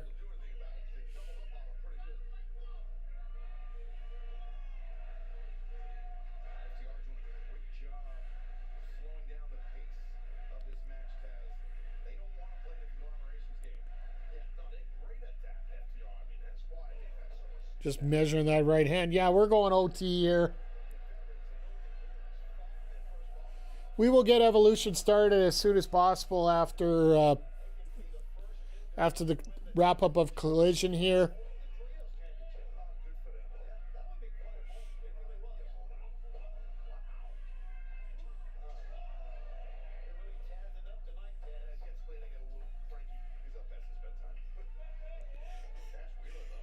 Making old man jokes at Taz. I love it.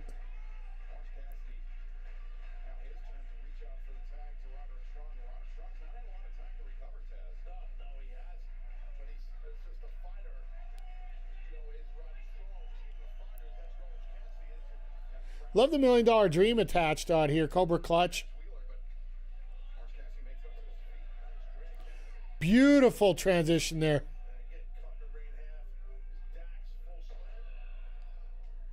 Not even a full slam, just a... And Dax does a flying nothing into the post.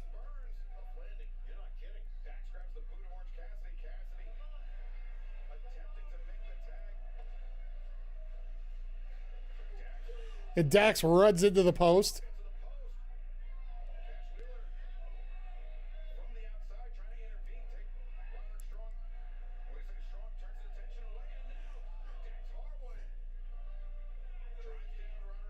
And there's that pile driver.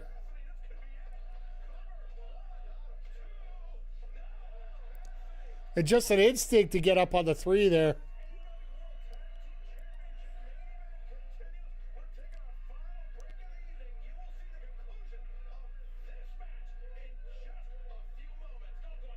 How do you know, Excalibur? How do you know that the match is going to be concluded right away? This match could go another 45 minutes for all you know. How you know? How you know? How you know? I need to get that on my soundboard. Then I can get it to you guys to play it.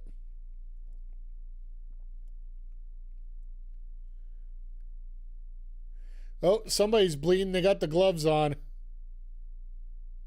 Ref's got the gloves on, so we definitely got some blood going on here.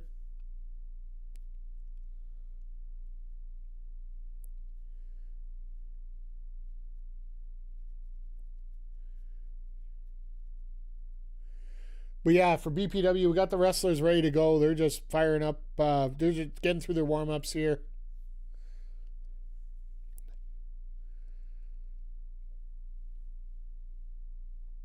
And at least we're getting a good story out of a lot of this, so. Oh. But yeah, when it comes to, like,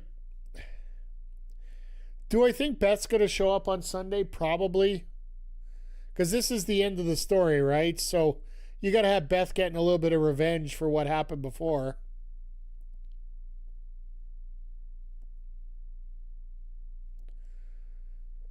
And hell, Beth could be the reason why Cope and Cage lose.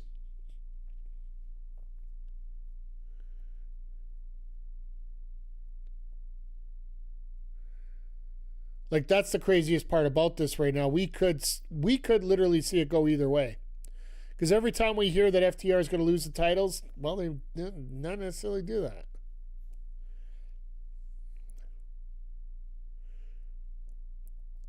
My belief is they run... FTR runs... Or, sorry, Cope and Cage run with the titles all the way to Revolution next year, and that ends up being the retirement match for Cope. And they run that show at Rogers Center, the home of the Blue Jays.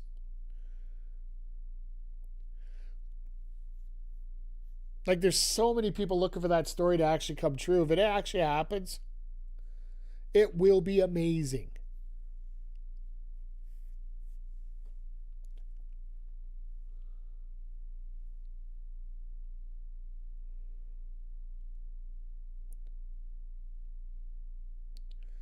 Oh. Yep, the old-fashioned tactics, just switch out real quick.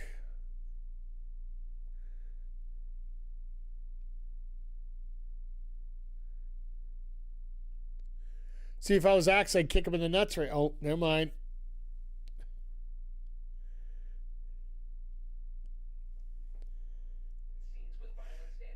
Could you imagine Orange actually getting the pin there?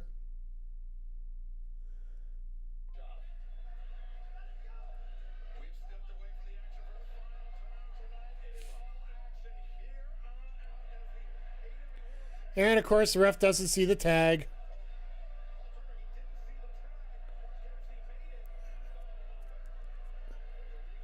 As old school as it gets.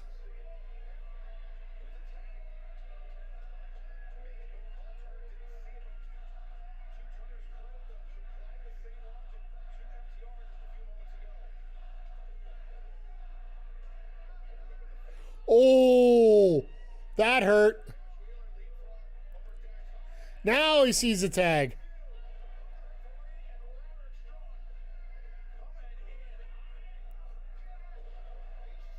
See, now you hit that backstabber. Oh, never mind. Need the back of the head, even better. Oh, there you go. High angle slam.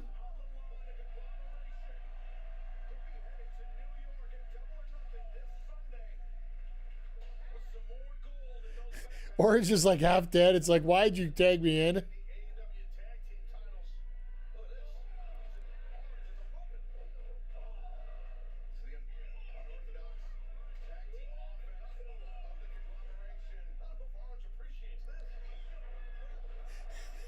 I don't think Orange appreciates any of this. But the one good thing for Orange there is the fact he literally doesn't have to move.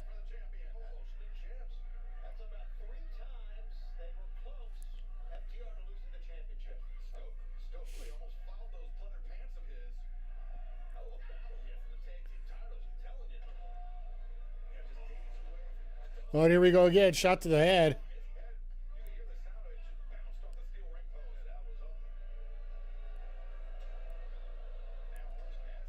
I'm assuming Shatter Machine's coming soon here.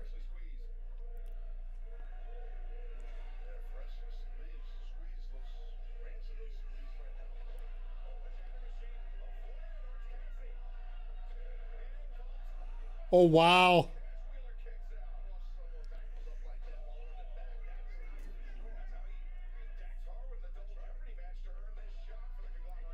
So that's the spot they had to get into. That they won the last time.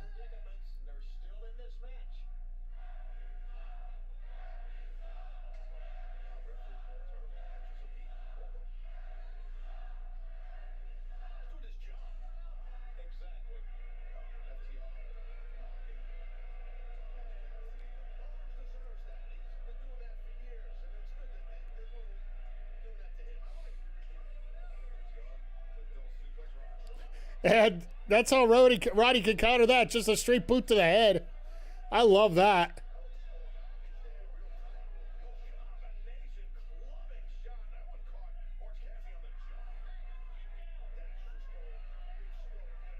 What has Stoke got?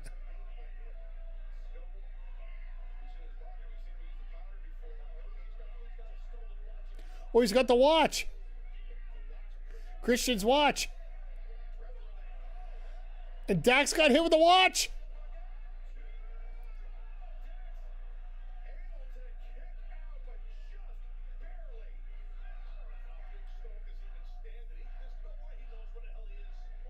Through this whole thing, the refs are all they care about is the refs right now.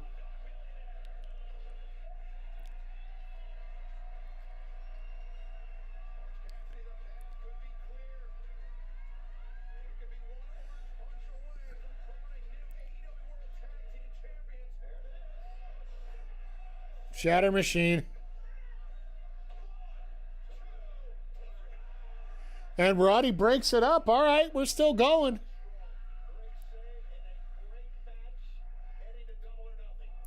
Sick kick coming? Nope. You know we're getting close because they're starting to roll the graphics on the bottom.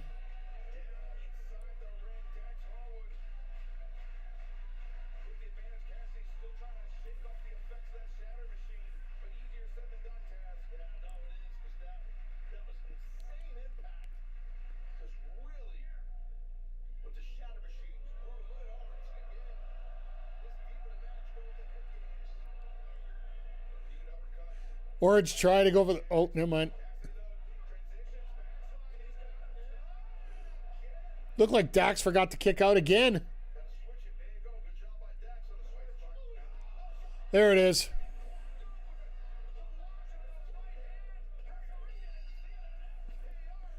Yeah, kind of figured it'd be something stupid like that, but...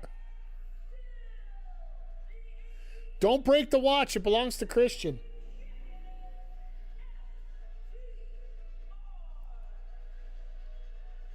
Now, do we see Cope and Cage come out here to give a last little farewell? Probably not. All in all tonight, like we said, this has been a very high quality show tonight in terms of the wrestling in it. Some of the storylines, like this match here and Speedball Darby, I could have done without. Or he could have just made non-titles something. Take the conglomeration, switch for somebody else. Be so much easier in that point, but other than that, I have no real complaints about the show, and I'm looking forward to what's going to be going on Saturday, or on Sunday, sorry. It should be a hell of a pay-per-view. It's definitely going to be worth the money, which it always is.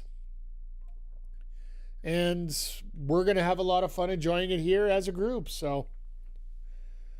But yeah, there isn't much to talk about after the show here. I think we had a great show, great matches, couple questionable storyline picks. The other question we have is, what about Kevin Knight? Is Kevin Knight going to be turning heel after the pay-per-view? It almost makes sense that he has to at this point, but we'll see how that goes. But I think that's where we're going to wrap it up here for the Sidecast. Once again, everybody, thank you for being here. Always appreciate you. Those watching on YouTube, hop over to twitch.tv/MikeTheRef as we are going to be firing up WWE 2K26. And we're going to be running Backbreaker Evolution Episode 4, featuring Rick Jules versus MCG for the wildcard title. Stipulation, you'll just have to stop by and find out. But as always, folks, as you're watching over on YouTube, thank you for being here. Hit the like button, hit the subscribe, tell all your friends. And we'll see y'all here on Sunday with AEW Double or Nothing. Take care, everybody.